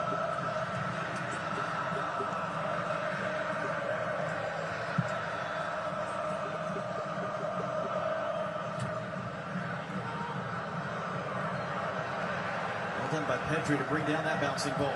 And it comes down to Cucurella. He had the game-winning assist in the European Championship final 2 years ago. It's by in and out from the corner, lifts it in. Martinez battling the sun, gonna play safe. And then it's headed in behind. There was no pressure there. It's another Spain corner. I know these are difficult moments though as defenders because you have to be sure. You can't take a chance if someone's gonna sneak in off your weak side. I mean, Martinez is trying to say, look, chest it back to me, but you also have a player right there for Spain. It is Facundo Medina, and it is Giuliano Simeone, who was the surprise starter in the semifinal, preparing to enter for Argentina. It's Lamine Yamal to take corner kick number 6 for Spain, away by McAllister. Reset for Lamine Yamal. Couldn't cleanly split the double team, but he gets back to that ball. Goes right to Martinez off the head of Ferran Torres. Well, Yamal does so well. He skips through 2 defenders here. Takes a little bounce in his favor, but does so well with the right foot just to keep it in. And a player down off the ball right now for Argentina. And this is, just seeing bodies crashing. Kubarsi goes down. There's nothing there. And it looks like with the substitutions imminent and with a man down and under some real pressure, Argentina, they reach the second half hydration break, powered by Powerade, going into the final portion of the FIFA World Cup Final. Temperatures going up, but the game is still...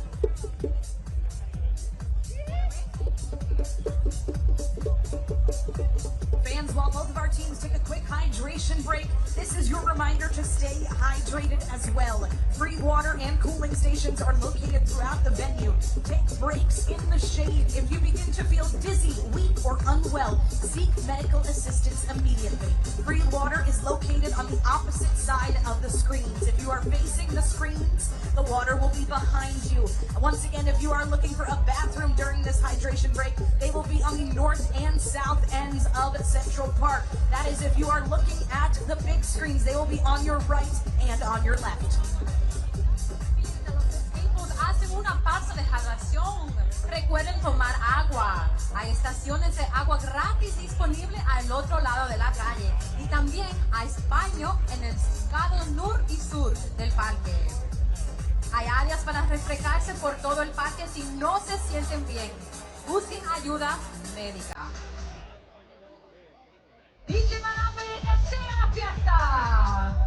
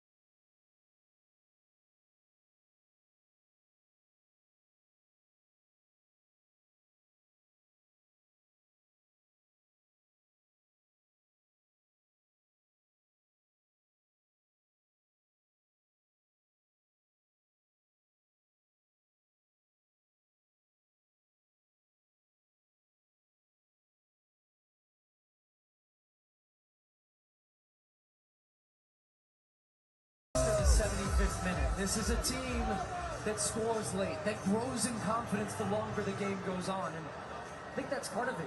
You know, you're feeling that momentum shift just a little. Spain looked the more dangerous attacking team. They've had the better chances. But this is an Argentine team. The longer the game goes time, they start to think they can do it. And they only need one chance. We still haven't seen really Messi in the attacking part of the field. And that is what they'll be hoping to achieve with some of these changes that they've made. But even Spain will be feeling that. Like, look, we've got to try to find a goal while we're on top. If we don't, we know that Argentina can find that one goal. And it was indeed Romero as well as Rodrigo de Paul who came off.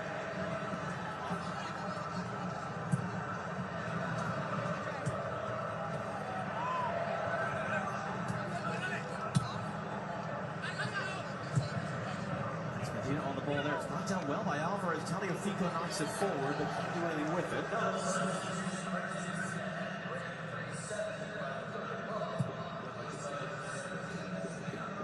Luis Fuente looking on. It was a late winner for Spain in the European Championship final 2 years ago. For that matter, it was an extra time winner for Argentina in the Copa America final. We mentioned all the late goals Argentina have scored. Spain as well have won 2 of these games here with very late goals from substitutes. So both of these teams are in fact quite comfortable if it gets late and nothing's been settled.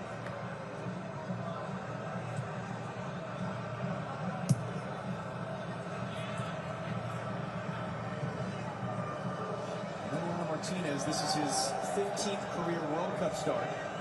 He's made more saves today than he ever has had to make. 5 in total in this match.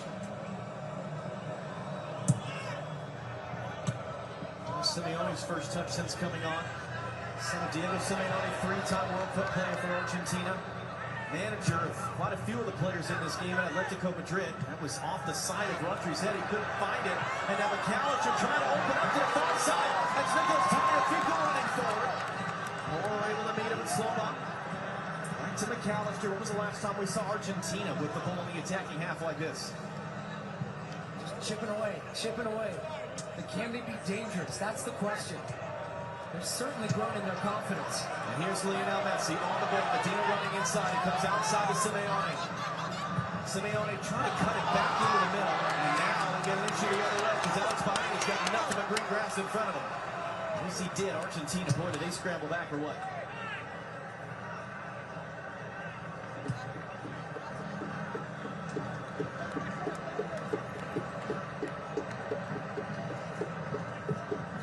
These players have played across the season and at this World Cup, all traveling across North America. The extra time Argentina have played. Who was enough left in the tank? Julian Alvarez, maybe a chance to run there. Nowhere to go. He thought about trying to outrun the Spanish defense. Tries to then put the brakes on and come back, and Spain win the ball. And Luis de la Fuente is trying to play his key card here off the bench, not just Nico Williams would have been starting perhaps in his tournament if not for some injury issues from Mikel Merino, who's come off the bench to twice score a winning goal in this tournament. They are both preparing to enter. And here is Lamine Yamal. McAllister comes to meet him and is left in his dust. Yamal couldn't angle that outside of the foot for Ferran Torres.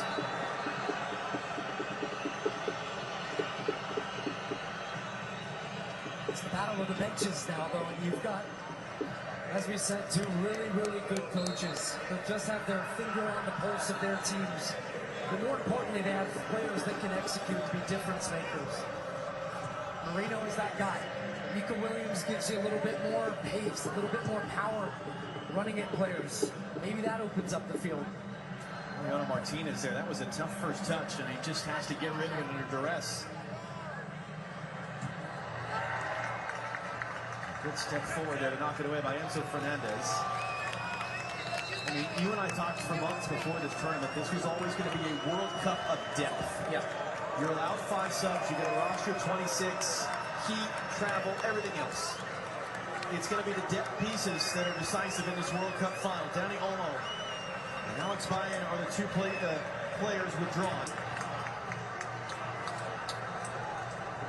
But both coaches guys going to their bench so quickly, and even the subs that Scaloni made for Argentina just tells you the feeling of the urgency of not even, if it's even slightly starts to shift in momentum against them, they want to make the changes right away.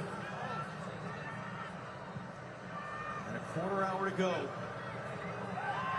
Argentina have scored more goals at this tournament after this point in games than any team in the history of the World Cup.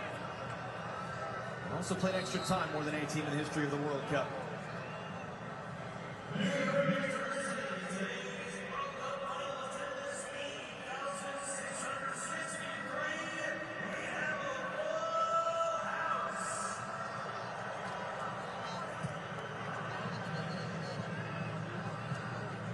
The attendance today for the FIFA World Cup Final watch party right here in Central Park, brought to you by Global Citizens, is a sold-out 50,000 fans.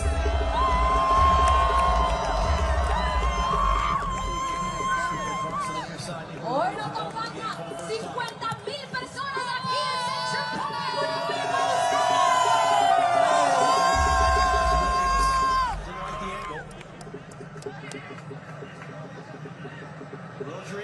Pedri in a good spot, takes the ball, Pedri saves! Martinez number 6. And he just takes a tiny little push in the back as he goes to hit this, and it puts him off balance. I think it's Julian Alvarez. Watches this strike, there's the push, just that faintest touch as Argentina turned it over again. It's Lamine Yamal 1v1 with Tagliafico. In for Ferran Torres. Out for Lamine Yamal. Yamal cuts it right foot. Yamal cutting it back. That was well read there by Medina. Jumping forward there to get in front of Ferran Torres to clear. But the Spanish fans down to our left can feel it right now. How could the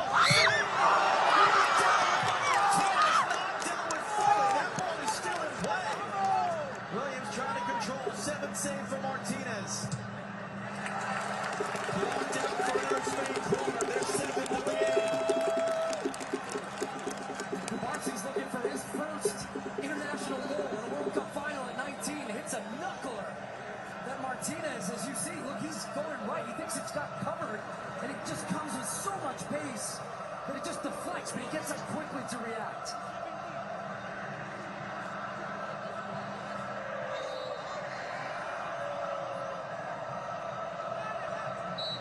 Williams to take. And before it's taken, whistles from Slavko Vincic.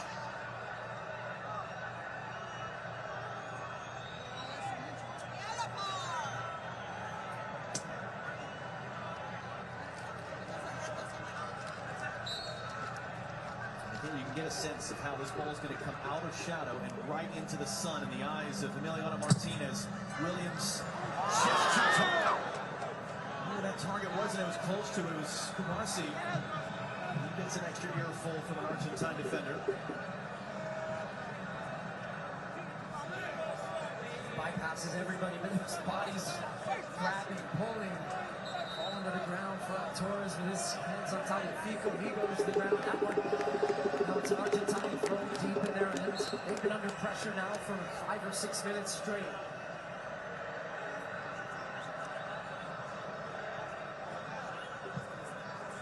Marcy, strong header coming forward to win that immediately back for Spain. One of these unprecedented 2 teenagers on the field for Spain in this World Cup final, along with Lamine Yamal. And if this is perhaps going to be less like the last 2 finals, it's more like the ones before. Argentina lost a 1-goal game against Germany. In 2014, Spain won a 1-0 game against the Netherlands in 2010.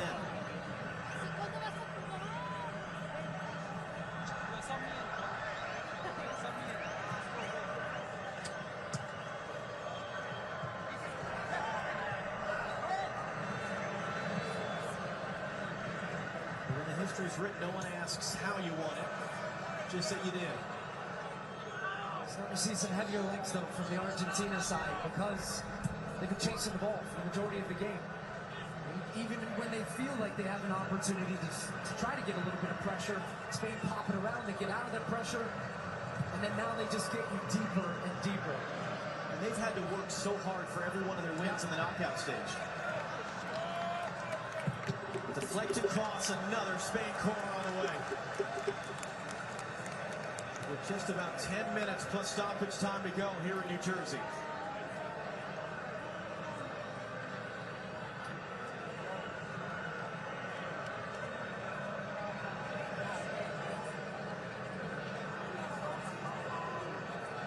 Now we'll take it short for Williams.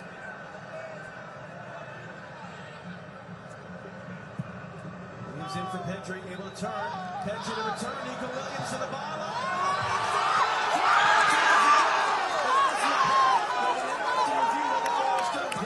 It's an 8 save for Emiliano Martinez. He's trying to go quick to get Simeone on the run. Unai Simon out to deal with it, and then collusion there at the end of the play.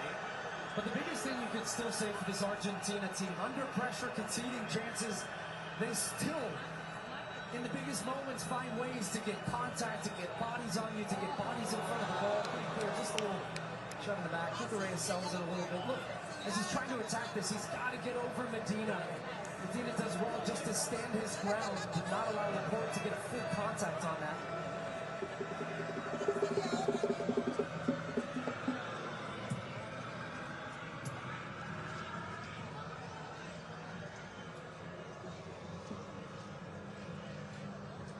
Is weaving his way through. It's off to Pedro Porro.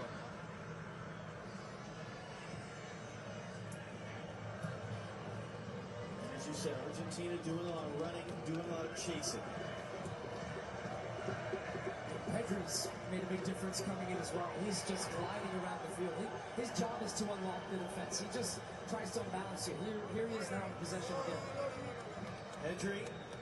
Marino wasn't quite the angle he wanted. McAllister, Enzo Fernandez was blocked off it. Argentina can't really complain. It's no different from some of what they've been doing in the Spanish powers. They're figuring a way to the center. Enzo Fernandez got to be careful because he collapsed at Slavković's. And he's not going to get a second yellow card in good succession. It speaks to their frustration, quite frankly. He feels, but just like there's three bodies around the ball. It's so different, but he feels that he's going to get to that. I don't think he was. Rodri was right there in front of him.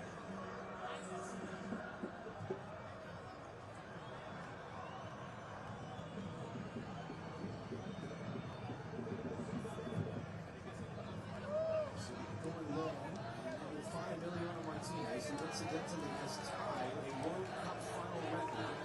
8 saves made, much as the 8 saves made by Brazil's Claudio Taffarel at the Rose Bowl in the final in '94. Now it also included an extra 30 minutes of a final that Brazil ended up winning in a penalty shootout.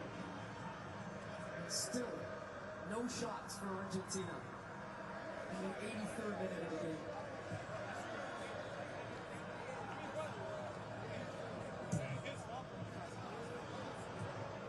Giving some pressure there on that ball. This plays safe and out. Rising up, gets the flag from Torre, trying to return. Marino knocks it wide. The ball comes to get it.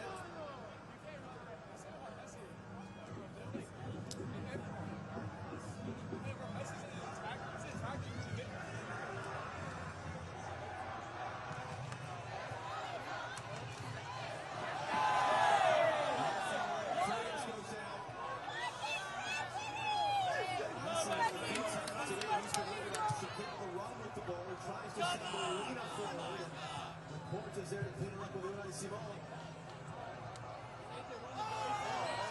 Marino withdraws the foul off Enzo Fernandez. Yeah, Messi hasn't been able to do anything because Argentina hasn't had the ball. He needs the ball in the attacking half to make a difference. He's not going to make a difference when he's defending.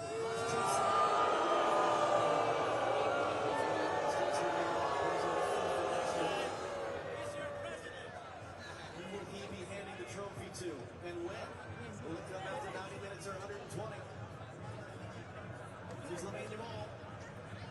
Ferran Torres making the run. Torres has it now, trying to play it ahead of Florence. Medina got his body in the way.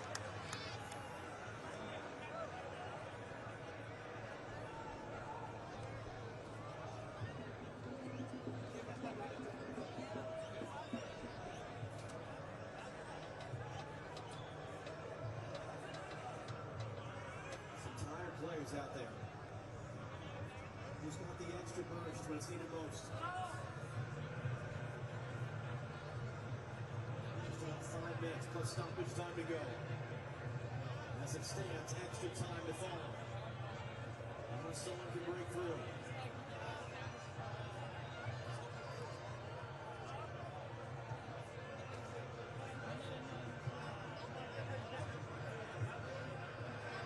There just to sweep it out for a throw. Just for some context on the Messi numbers as well. He's got 22 touches, and I think just 7 in the second half. And that last sequence was most of those. Long switch to Nico Williams, brings it down in some space. Williams cuts it in. Oh, trying to cut it out. Good tackle in the end. But again, Argentina can't get the ball, they can't break out, they can't create an attack. They can frustrate you. And we've seen teams do this to Spain all the time. It's just not typically Argentina. It's actually the way Spain went out of the 2 previous tournaments was teams grinding them down, throwing penalties. Maybe feels that way that it's going right now for Argentina. It's not what you want to do, it's what they force you to do. It force you to play a different game. But the greatest quality of some of the best teams in the world is to play the game that is given to you. Moreno for Rodri. For Lamine Yamal, Tagliafico the defender. Back in for Rodri. Get behind Moreno, but able to hold it in. Shapes it up there.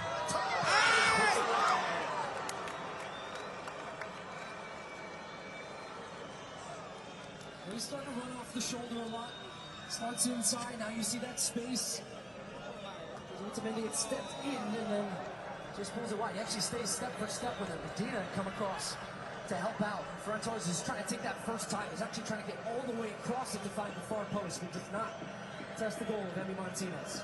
And Argentina, no interest in trying to play out of the back. They're just going to use this as a long goal kick opportunity, try to win the second ball, try to keep the ball in Spain's half just for maybe 20 seconds of the game.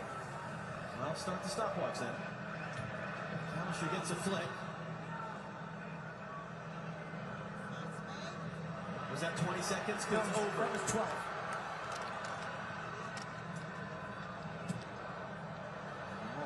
Almost gave that to Julian Alvarez.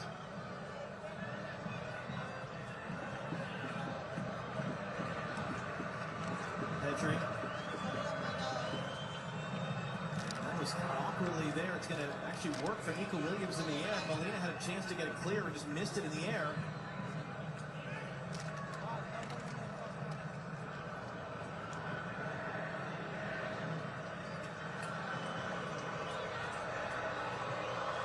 There's Nico Williams again, dealt with injuries all spring, dealt with an injury at this tournament. Can he be decisive?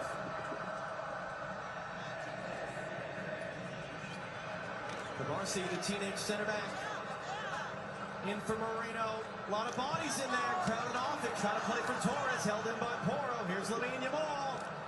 Yamal looking for space. Tagliafico won't give it to him, but he can't take him off the ball either. Still Lamine Yamal. Hands it off to Rodri. Rodri sweeps it along for Nico Williams. Medina will defend him. Trying to get some support. He knocks it away. Now Medina needs some help. Can't do anything with that. Just gives it right back out. I'm looking up the field from where he was. There's just no options. There are no options for him to play the ball. Tries to find a teammate, and it's gone. And even just watching Julian Alvarez, he's dead on his legs. He can't move, can't press. And Cubarsi's now pushing in. Spain pushing all the numbers forward. And Lamine Yamal's attracted by. He's right up the middle. Rodri on the space and time once, but he can't hit the target.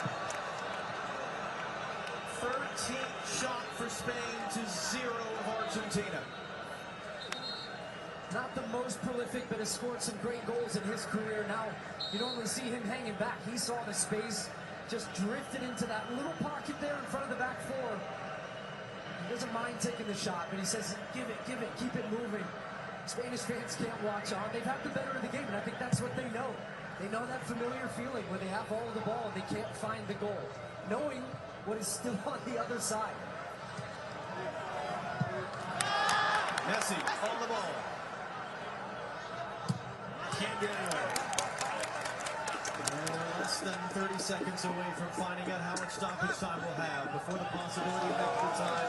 Spanish World Cup winners looking on right now, including Andres Iniesta in the top right, who scored the winning goal of the final in 2010, deep into extra time.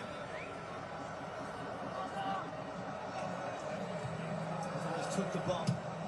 We will play 4 added minutes here in New Jersey in the World Cup Final. And that's going to be a free kick for Argentina. 4 minutes of stoppage time in the second half. 4 minutes. Tiempo adicional en el segundo mitad, 4 minutos. If you're Argentina, are you just trying to survive the next 4 minutes and we go for extra time? Or are you trying to go win this? We're trying to survive the half. So yes. But it does give you another sub. It does give you a chance to refresh. It does, for them, prove beneficial. This is a team that's gone to a lot of extra times throughout this tournament and throughout 2022 as well. So they don't panic. If anything, they thrive. Something Lionel Scaloni said coming in, this team actually plays better when they're under pressure, when their backs are against the wall. Messi ran into Laporte, and then the referee blocks the cross-field pass. But I think what Zlatko Vincic was trying to do here was play an advantage. Something he's known for. Yes, and he was trying to hit the ball to the far side of the field, ends up hitting him. There was definitely a foul on Messi, whereas Argentina are saying, look, we'd actually prefer the set piece, because now it gives us a chance to bring some guys up and potentially get our first shot of the game. I mean, they would. Wouldn't that be something? With their first shot of the game in second half stoppage time, that's not how they win the World Cup, is it?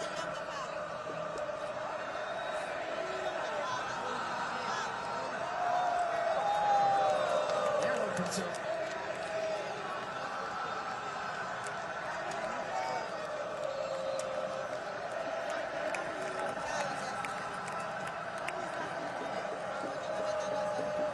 Messi will just play wide to Simeone.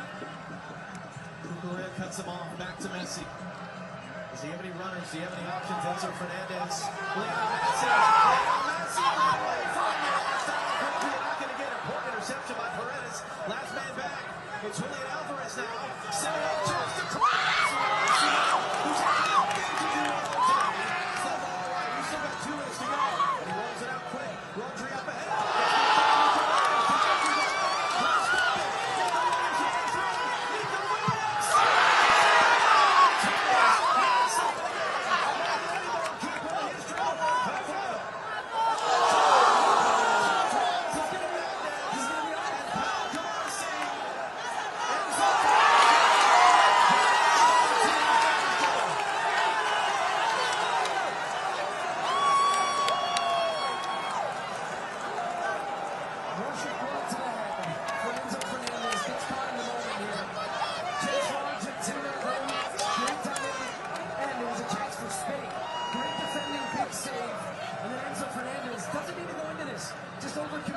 And he's already committed to it.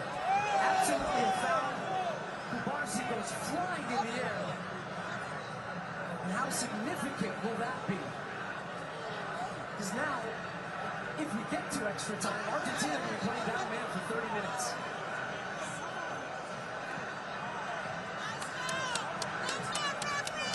I'm not sure what he's protesting. Well, there's something here, something on Argentina's bench, and they're pointing and they're upset about something. Now the Argentina players are pointing and they're upset about something.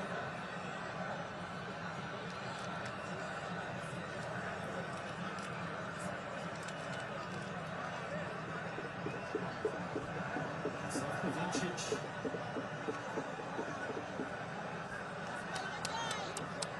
Just trying to get this thing to calm back down. Mark Kleinberg, I mean, this is part of the VAR protocol now, but is there anything in that that would overturn the second yellow in the sending off? Before this tournament, VARs couldn't interfere in second yellow cards, but they can from this tournament onwards, and they can review second yellows, but they cannot have a case yet. This was a clear reckless challenge. He comes in with some speed, he makes a clear contact, so he can have no support from the VAR in here, and the referee was correct to issue the second yellow card. So Enzo Fernandez, who scored the tying goal in the semifinal, will play no more part of the fight. But how about for Enzo Fernandez? You pick up your first yellow for dissent, and then that's the way you go off right there.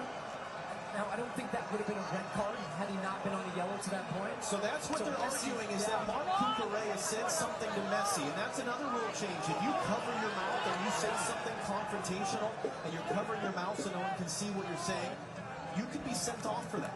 And that was what Argentina were arguing.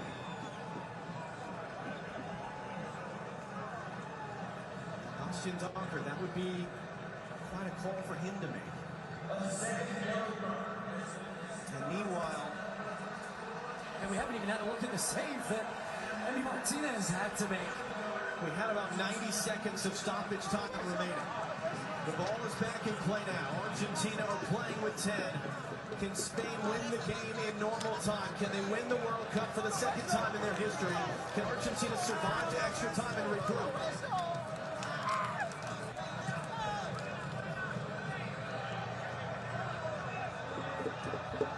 Can Spain get back to that rhythm that they had before that stoppage? Here's Rodri. He's got a big run from Boro. Creates space for Lamine Yamal. Tagliafico defending. Yamal draws for company. Can't get through Tagliafico. Julian Alvarez comes out of there with the ball. He's got no options. He's got nothing he can do. He gives it away in the middle of Cucurella. Quickly back forward. It's going to be a free kick in the shooting position for Spain with what it might be the final chance of the World Cup final. These type of tackles end up coming when you're just a little chaotic and the ball's turned over. You're out of shape. You smell a little bit of danger. And it's Paredes who's late. Yes, absolutely a foul. And right in the middle of the field, right in the middle of the goal, gives you so many options here if you are Spain. It's going to be fascinating what they end up doing here. Pedro Porro and Lamine Yamal are the two over the ball right now. Maybe it's something off the training ground. Maybe it's a little bit of trickery.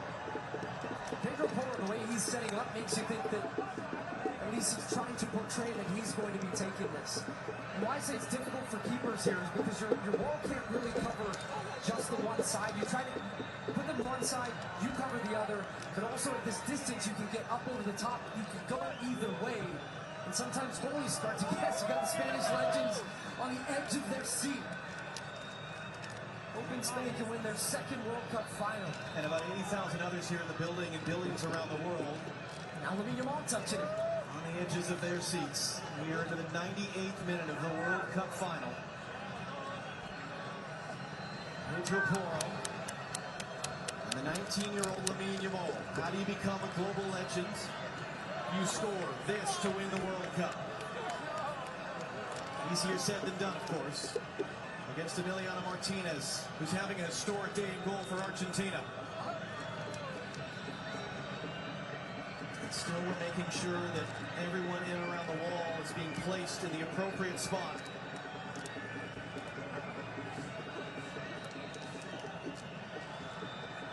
The Spanish player trying to screen Martinez's view. Here we go. It's Lamine Yamal.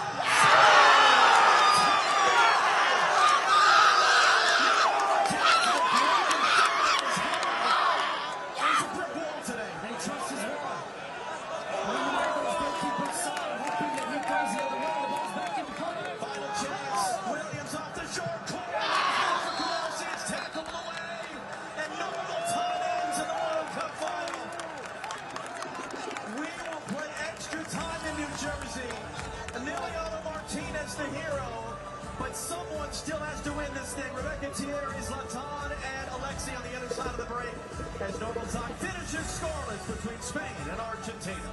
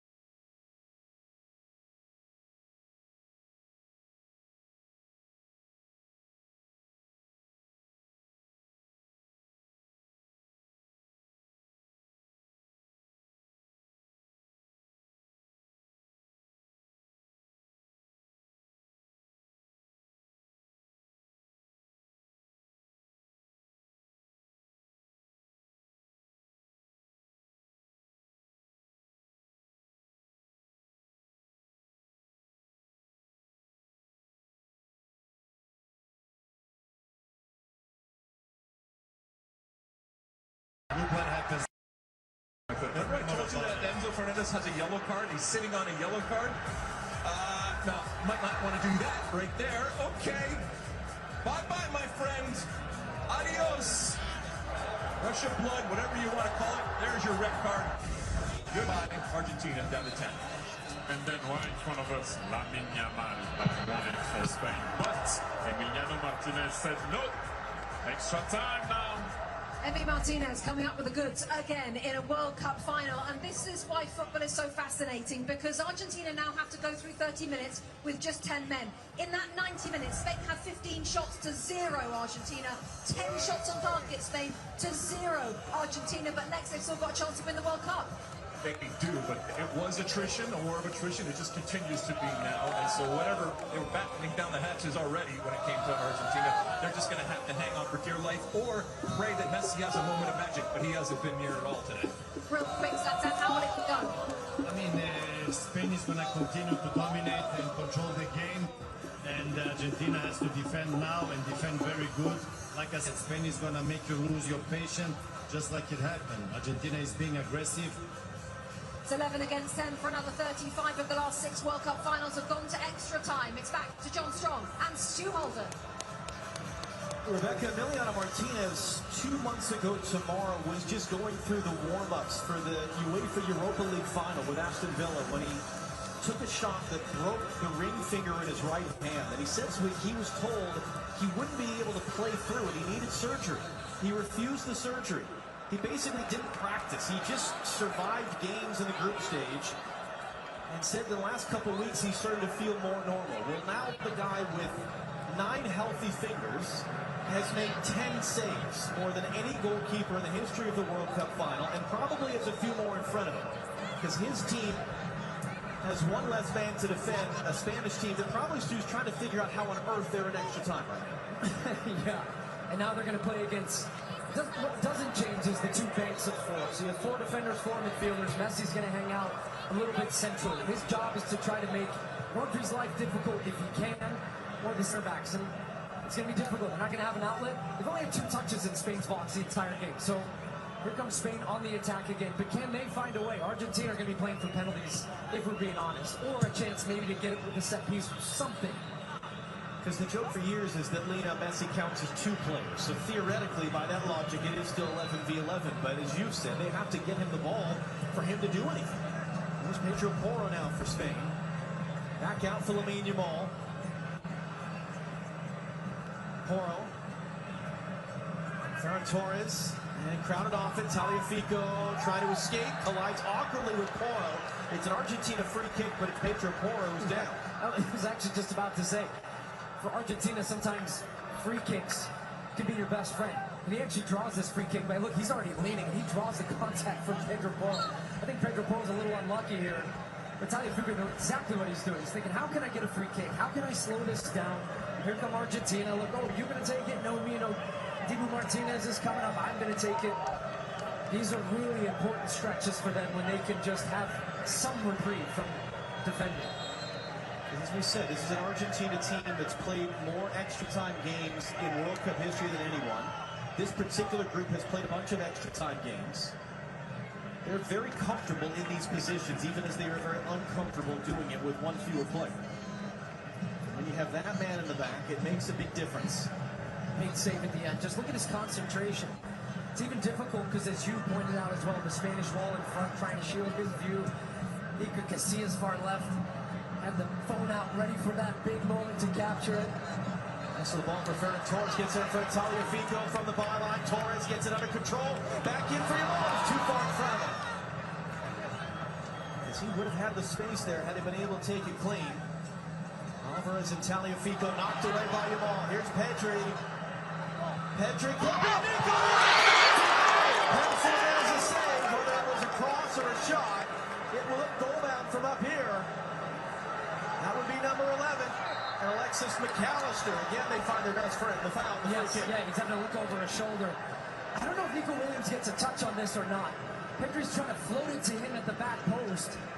Well, maybe it came off the top of his hair, if anything. And Emi Martinez, patient, and that strong right hand once again. 4/5 of it, at least. activity on the Spanish bench all of a sudden. Argentina do have an available sub now that we're in extra time. And I just wonder if Scaloni's going to hold that as long as he can. See how the game goes, see what type of... This will give us a good look if he actually got a touch on this. Yeah, it did. Looked like the ball changed the spin. Big time save. That's going in the corner.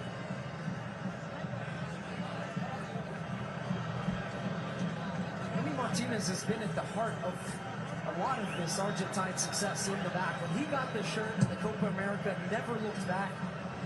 Comes up big in penalties. They wouldn't be World Cup champions without him in 22. He's making that last second save. They would be Copa America champions. They've won shootouts in each of the 2 Copa America triumphs. It's telling, though. Look at that. 16 attempts, 0 for Argentina. He went from a career backup for his club and a non-entity for his country to twice winning the World's Goalkeeper of the Year award. And he probably has some more awards in his future here today, one way or the other. Brenda's got a piece of that ball. Dangerous back in the middle, though, from Simeone. And now he's trying to scramble it away, and they can't connect it with Messi.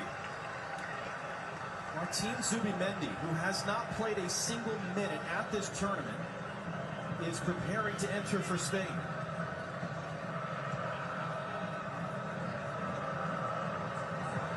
Would it be for Rodri, or would it be with Rodri? Ponder, are they going to remove a center back, or is it going to be Rodri coming off from Zubimendi? Because he was filling in when Rodri was out.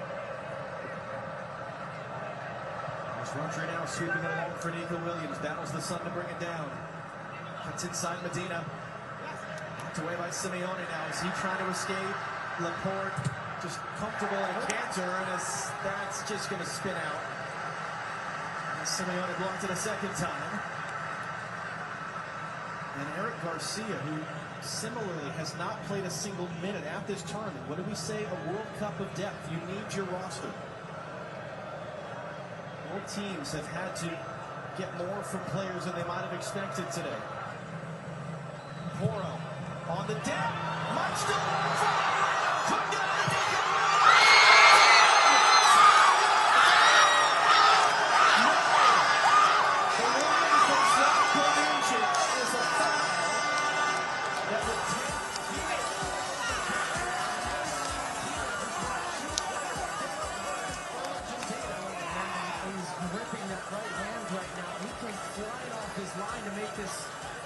Save attempt on Mikel Moreno.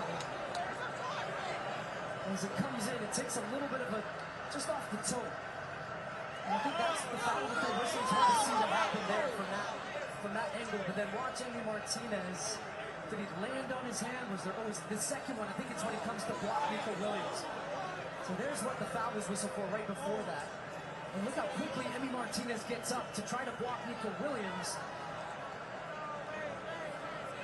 And he's still down right now. And they're signaling over the bench potentially for some treatment. Nico Williams, at his second World Cup, has never scored a goal in this tournament. Thought for a moment he had a World Cup winning goal. And that call from Slavkovic came in pretty quickly. And it's going to be this interaction coming right here. It's on the foot, look, the left foot of Marino stamps on the left foot of Otamendi as he's turning. So absolutely the right call. Really good spot from the referee, because it was kind of a bang-bang play. 2 players turning, but it meant that Otamendi was fouled and he went down and wasn't part of the play after, even though Nico Williams put the ball in. Now, had video review shown it was the wrong call, they could have still given the goal. It's Slavkovic held the whistle until after the ball was in the net. But I see nothing there that would make me think. But the more concerning thing, not only are Argentina down a man in defending, but their star man and the difference maker has been their goalkeeper, and he is still on the ground. Meanwhile, Spain have their substitutions ready to enter. Midway through the first half of extra time. It was because of the COVID outbreak in June 2021 that Emiliano Martinez got his chance in goal. But Argentina, as you said, once he got the starting spot, he hasn't looked back. He's barely missed a game since in 5 years. He who's had the #1 job. And let's see about the changes. So it is indeed Rodri. Out comes Martin Zubimendi, who Luis de la Fuente has put the second best defensive midfielder in the world. He's replacing the best defensive midfielder in the world. And he's making his World Cup debut at the age of 27, 2 months after winning the Premier League title in Arsenal. Garcia is on as well, replacing Enrique Laporte. Another Barcelona player, another player making a World Cup debut in extra time of the final.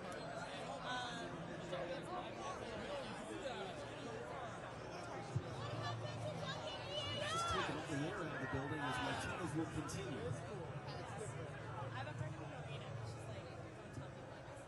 It is almost deathly quiet as the ball gets back into play.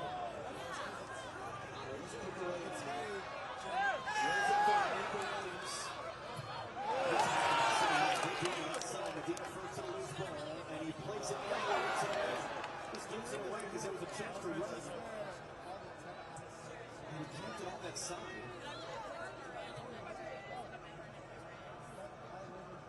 Argentina preparing their final sub. Marco Senesi was preparing to enter this clipped up with from Marino. Ultimately, was lost that ball. He was able to react and activate and get it clear. And now Messi pulls it down. Missed his opportunity. He's not going to beat Barcelona, the 19-year-old for speed. One more look at that foul. And ultimately, pretty clear. Just walks the left foot. Ultimately, he throws himself out of the way. Jamal inside for Paul. Pedri. Cucurella. Nico Williams. Zubimendi's first touch. They'll come back the other side from Pedro Porro. Porro crossing. Post knocked away. That was Molina there. With it by Spain. Eric Garcia on the ball for the first time. Here's Pedri. Cucurella was making a backdoor run. For Garcia, we saw him shoot once. Line for Lamine Yamal. Coyle. Pedri. Lamine Yamal! It would take an awful lot to get the full curl there. I think what you're seeing is the body language from Spain now really showing some of that frustration as Scaloni's going to make his change. And Julian Alvarez coming off. Yeah. Is because if this game goes to penalties, it favors Argentina. And they know that. And they know they have to finish this job in extra time. Spain, in its last 5 penalty shootouts at a World Cup, they've only won 1. They've lost their last 3. That's in your head. That's a mentality. And Argentina grow with every kick of the ball, every second that ticks off that clock. They know they're the underdog now. They know they haven't had a shot. But they don't care. If they get a shot from 12 yards in penalty, if they get 5, they will back themselves with a goalkeeper. So Spain, you're seeing that energy from them, knowing, look, we've got to find a way. We cannot let this get to penalties. Because the flip side of that is, at both Copa Americas and the World Cup, they have won in total 4 penalty shootouts. Argentina, all with Emiliano Martinez in net. Messi again, it's been a tough day for him at the end of a remarkable tournament in which he's been battling for the Golden Boot, the assist lead, and the Golden Ball as most outstanding player. And all he needs is one moment. Nico Williams hoping for a second moment. He'll cut this cross in. Missed the target. Inches away from his 3rd potentially game-winning goal of the World Cup. That's been his specialty. They really haven't crossed the ball a lot, so this is a good option, providing an early cross. Nico Williams keeps you honest, so he's so good at taking you on. They found it where they were 1v1 with their center backs. He's just trying to glance it to the corner, and it just misses that far post. Here come the Argentine fans.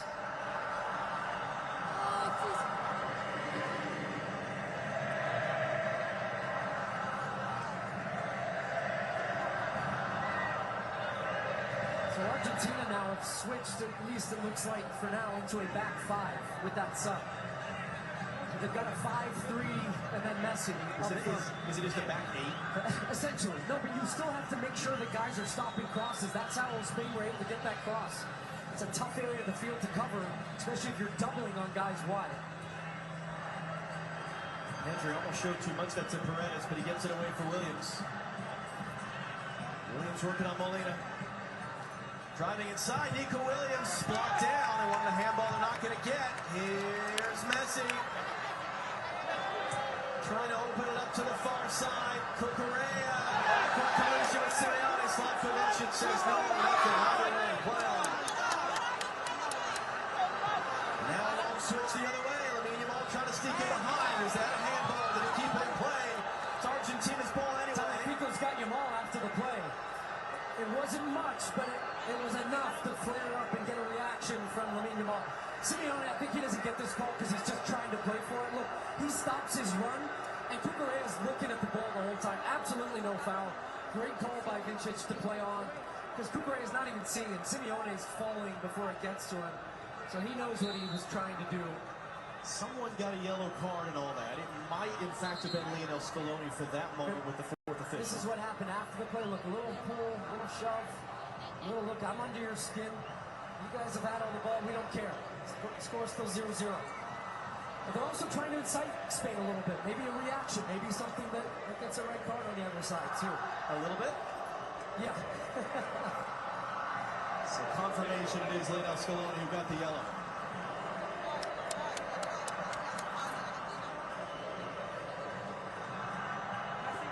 Simeone. Argentina will like to keep it for a moment. We'll play 3 added minutes here at the end of first half of extra time.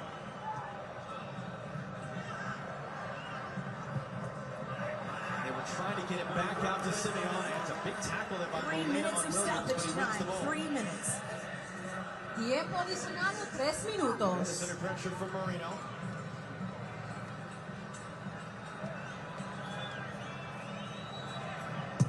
Martinez 11 saves today. Just gets rid of the long. Little open. Here goes Spain again. Pedri. Ferran Torres. Tagliafico coming in from behind. No foul. Marcy wants to keep that ball away from Messi by any means necessary. Otamendi heads it away, battling the sun. Here's Messi on it now. Simeone and Paredes trying to play 1-2. Trying to escape the pressure. Pedri got a piece of it. What a touch that is by Marino. To play it for Pedri. And then Simeone. How about that? Shoulder-to-shoulder challenge to win it back. Garcia steps forward, can't get it off Messi. And he's spinning guys back and forth. And he opens it up down the near side. Facundo Medina beaten to that loose ball by Pedro Porro. But it's going to be a throw-in for Argentina with 2 minutes to play in the first half of extra time. Look at Messi. He's sucking air in right now and hasn't had to do too much, at least with the ball. Until that, he skips out. Medina has no interest in taking this throw. Yamal's trying to give him the ball. At some point, the count should start to get this throw into play. And now the player's on the ground. Tagliafico and Torres.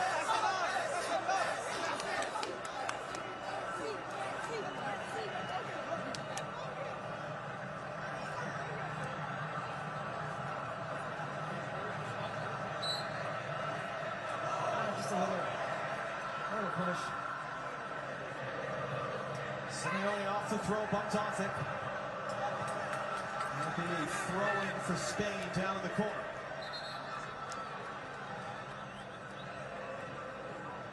Final minute before halftime of extra time.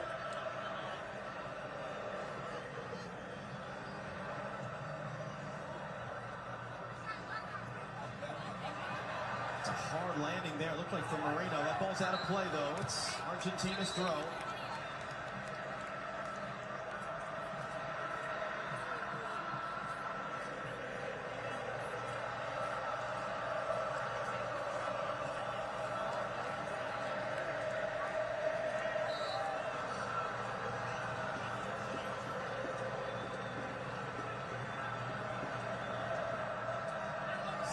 Crashing through to get his head to it. McAllister will chase. That's going to be whistled for a foul. Spainers saying, hey, we had the advantage going there. But that is the end of the first half. of extra time. Shots are Spain 19, Argentina 0. Score is Spain 0, Argentina 0. Rebecca Lowe, over to you. Thank you. There is the Mikel Merino header that went just wide. It's exactly who you would want in the box, isn't it? At exactly that moment. Normally, he puts them away. We've seen it happen in the World Cup so far, but not in that moment. That wasn't, though, the only big moment in the first half of extra time. Thierry Henry, Zlatan Ibrahimovic and Alexi Lalas. Let's just have a little look at the disallowed goal from Nico Williams. The legends in the stand, they thought Spain had scored, but hang on. No. Thierry. No, Xavi said no straight away, just like me. When a goal goes in, look at the referee and the linesman. They called it straight away. I don't know from here if it was a foul or not, because I'm not seeing the replay now, and we're going to see it now. But I didn't see a lot of the Spanish players complaining. I think he steps on his foot here, that's why Otamendi goes down. And if you go down to the replay to slow it really, then the referee disallowed it. Zlatan, have we seen this movie before? Are we going to see another Argentina late winner? Let's see. I think Argentina, they're looking for penalties if they cannot, like, if Messi doesn't show up and do something magic. But it looks difficult. Spain, Alexia, all over them. They've got 10 men, but yet it's still 0-0. Argentina has no business being in the position they're in right now, and yet they keep hanging around. They keep hanging around. They're 15 minutes away from possibly going to penalties to win the World Cup in a game that they are completely being dominated by Spain. And Spain, you can see there is much more of an urgency to put this one to bed. Not that they can't win it in penalties, but with a man up, all of the possession, all of the opportunities, they're saying, what do we have to do to put this Argentina away? Are you surprised, Thierry, that we're at this stage with everything Spain have done today? I think the ball in possession doesn't allow you to get a goal on the board. You need to put the ball in the back of the net when you have possession. We all know that's what's missing for Spain. Let's see if they can do it before penalties. Zlatan, a word on Spain so far? They're doing exactly what they have done the whole tournament, controlling the games. Even this game also, they're controlling totally. But like Thierry said, if you don't score, this domination and controlling the game, you don't win if you don't score. Easy. Domination, one-sided. Let's take you back to John and Stu. Some sort of interesting issue there, Rebecca, with Nicolas Tagliafico. He's going to rejoin his teammates out there. I mean, we were jokingly saying the last few days since the semifinal in Atlanta, Argentina's like the villain in a horror movie. Even when they're dead, they're not dead. Yes. How are they doing this? Just what they've done all tournament long. They rely on their ability to compete, emotion, intensity, togetherness, most importantly. And you can't break the Argentine spirit. If there's anything you've learned over the years of watching this team especially, is they are never out of a game. And it's a credit to the way they've defended with that type of intensity and commitment that you're feeling right now if you're Spain. How do we find a way? And if we don't find a way, I guarantee you going to penalties, they will feel like it's Argentina's momentum. Porro, chance to cross, hooks it in, Williams, Bell, knocks it down!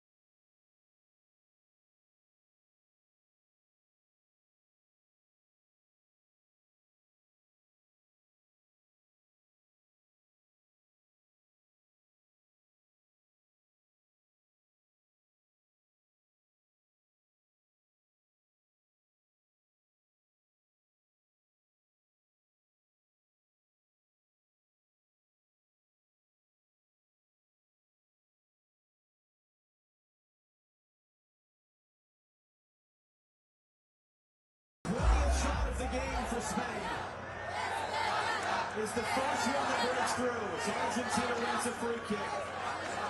39 seconds from the kickoff of the second half of extra time.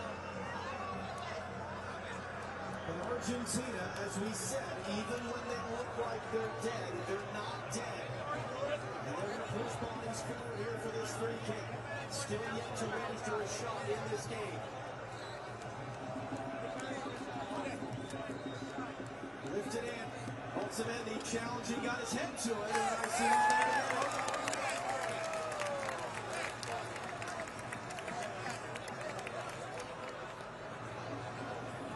the last time the World Cup Final saw a red card was the last time Spain were in it. In 2010, the Dutch had a man sent off for a second yellow in extra time. And it took Spain 7 minutes to find what would prove to be the winning goal in a 1-0 victory. This time the red card came in stoppage time of the second half.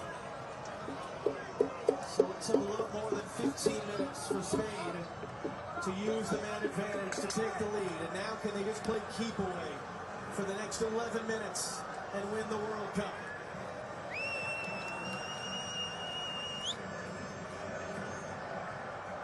That's a giveaway.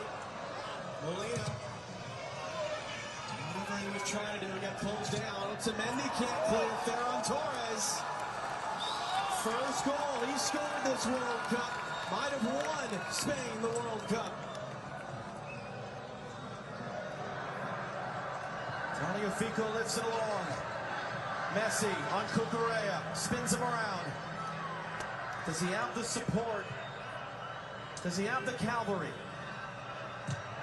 Good pressure by Nico Williams. He has the World Cup winning assist as it stands. Messi on the ball. He's got a big run. Trying to come through. Porro able to knock it away. Not done. Messi picks it up. Poked it away.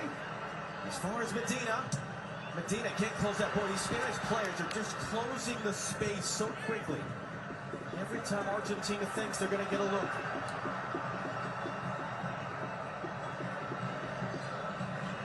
Medina. 10 minutes to go plus stoppage time, and there might not be any stoppage time. That one's all the way through. Here's the thing for Argentina. You're defending, you're exhausted, you're down, you've got to chase the game, but it's that man's game right now. What a header. Terrific from Nico Williams. Really just to cushion that down, but still for Ferran Torres to hit that the way he did, staying on top of it.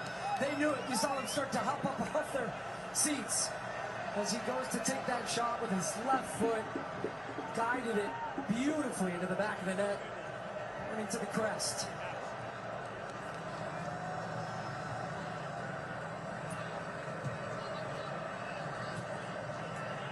Ferran Torres was coming in off a career year. 21 goals for Barcelona, including a goal in the game against Real Madrid, their big rivals as they clinched the league title. But he was behind Oyarzabal in the depth chart. Lost his starting spot at the Euros 2 years ago to Lamine Yamal, as Alexis McAllister took a yellow card. That man, Mikel Merino, comes off the bench to score a pair of game-winning goals. The World Cup of depth, as it stands, is Spain's World Cup. McAllister pressure, but he can't take Merino off the ball.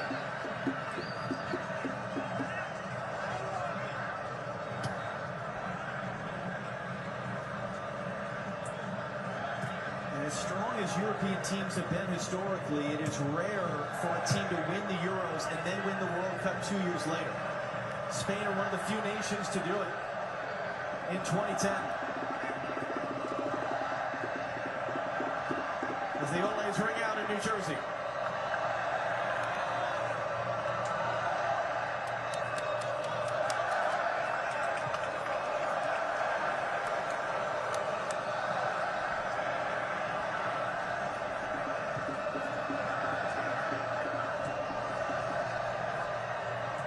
The World Cup winner rolls it forward to the man who set up his goal, Nico Williams. And an offside on Williams gives Argentina the ball. They're running out of time. And in many ways, Ferran Torres would be the perfect winning goal scorer for this Spanish team, because it highlights for him scoring his first goal of the tournament once again that Spain's star is the team. And they have done it all tournament long. They have so many quality players, but yet it's the way they play, it's their togetherness, it's their quality, it's their coaching. And they might have another for Ferran Torres. Torres puts through the Lamine. Ferran Torres to seal it! Not quite. The flag comes out of the outside. We'll check the video to see for sure. Doesn't need to go this early. Oh boy, it's going to be an interesting one if he was able just to bend his run onside, and that's why they waited on the flag till the ball hit the back of the net. But they did confirm he was leading. That was a really tight offside. And still Argentina live. Pedri blocks the pass, hooks it ahead. Nico Williams commits a foul. Free kick Argentina. Paredes, a little bit of kick out at the end of it.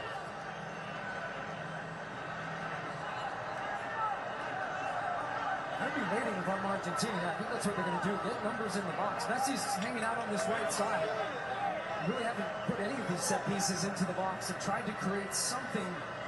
And Messi recognized, okay, now I'm going to file in here and maybe get the second ball. It's lifted in by Paredes, but it's Ferran Torres, the first man there to head it out.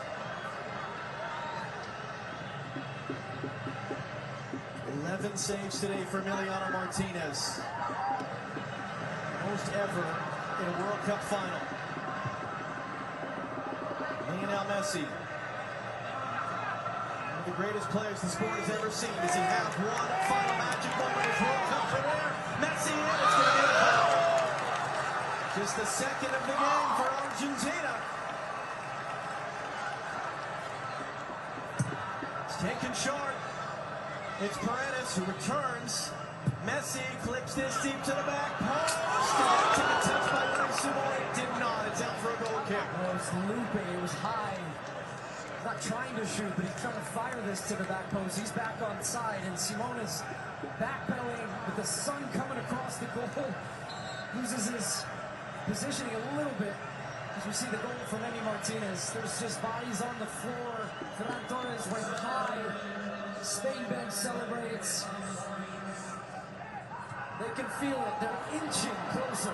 And they were inches away from that second goal. They just showed it on the video board here. We'll see if we get it on the broadcast feed. That was not by much that Ferran Torres was offside a moment ago.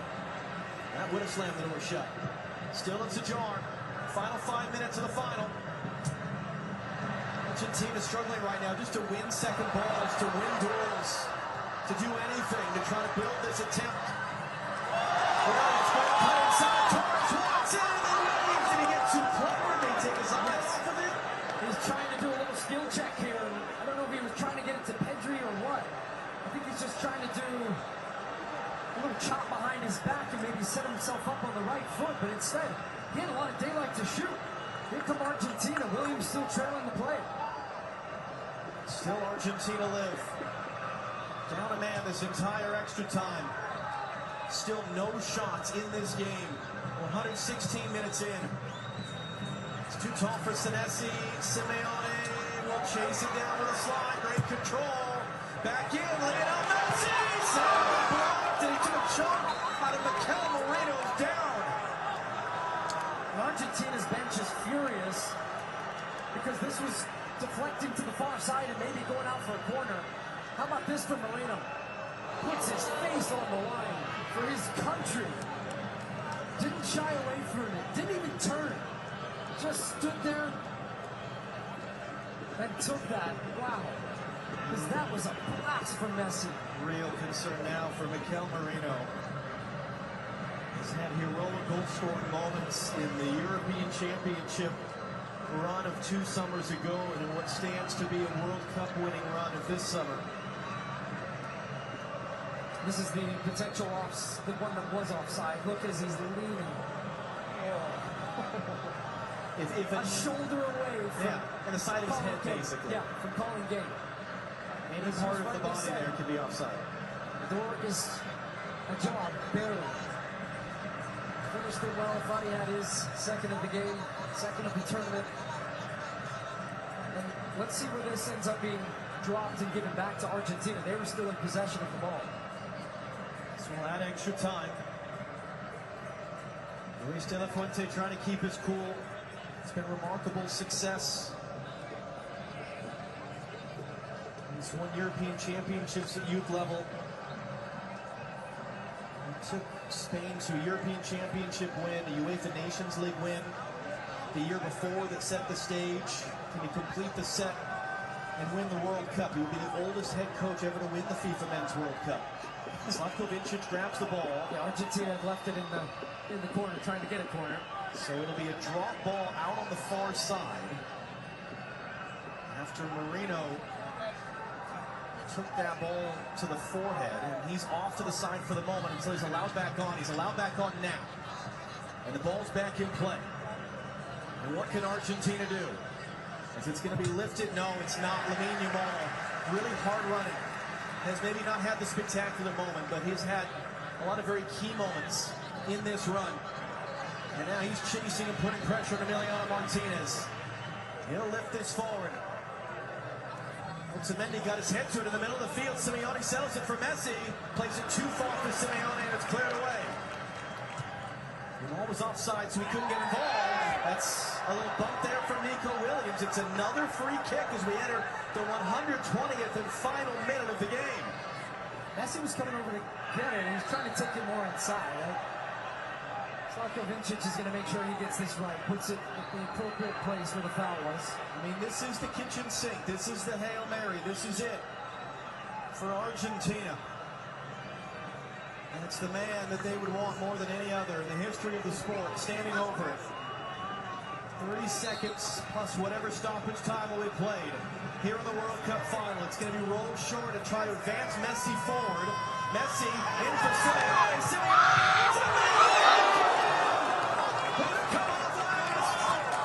It's a corner for Argentina.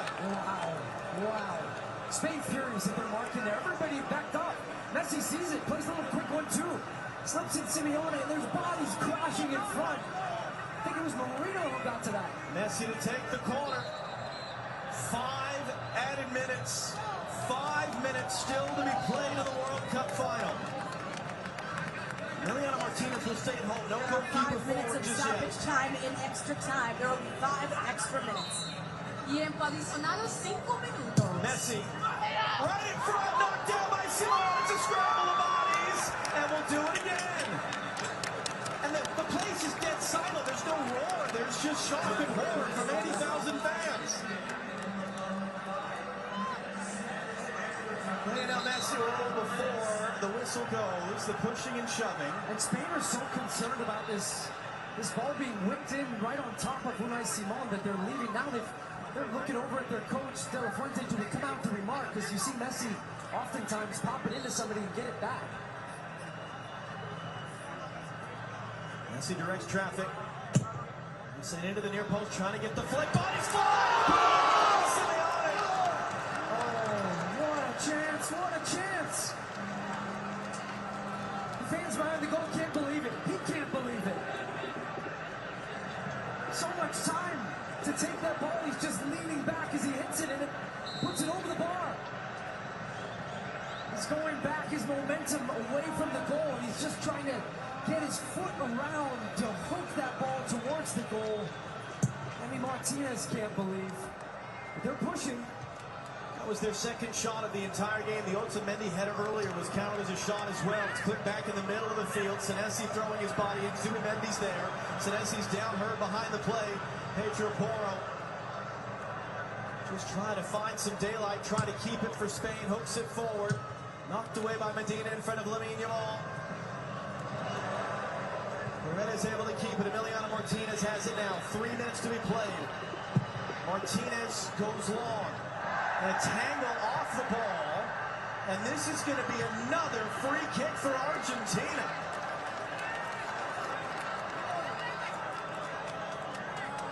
Well, it's actually just out for a throw. Play was being whistled. Argentina have it one way or the other. Messi hooks it in. Comes back to McAllister. Nowhere for him to go. Rolled out to the far side.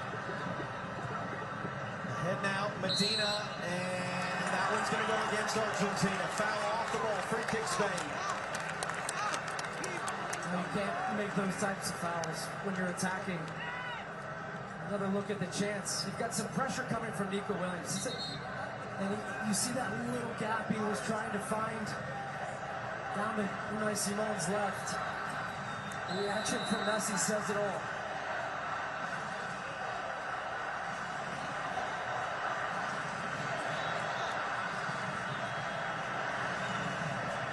Spanish fans know they're 2 minutes away. Alcaraz looking on. He's been nervous all game. Trying to get it back out to Lamine Yamal. It's going to be hooked forward by Medina instead. Garcia won that header. Flip forward.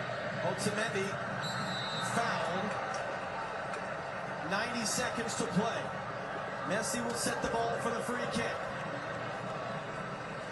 Whenever you have drawn up for a moment like this, it's going to be clipped forward. It's right to Unai Simon. And he'll milk all the time he can. It will be his unprecedented in history 7th shutout of this World Cup. Unai Simon. They're almost there. Played in the space for Nico Williams. His assist, 39 seconds into the second half of extra time, is the decisive moment right now. Spain are 60 seconds away from winning it for a second time in their history. A match of 2 years in the making of European champions and South American champions, and the defending world champions as well. Ferran Torres, the game-winning goal scorer, is a tackle away. Cucurella beams to the loose ball. It's a bump. It's a free kick for Argentina with 30 seconds to go. It looks like maybe Emi Martinez is going to take this. They're going to push everybody up. Truly last chance now for Argentina. 80,000 fans on their feet. Liliana Martinez has been heroic today with a record 11 saves in the final. And with the last chance of the game, he'll lift this ball forward. Simon thought about coming, stays at home. It's knocked down. It only finds Ferran Torres. Here's the final touch of the game. He had the decisive touch as well. 2026.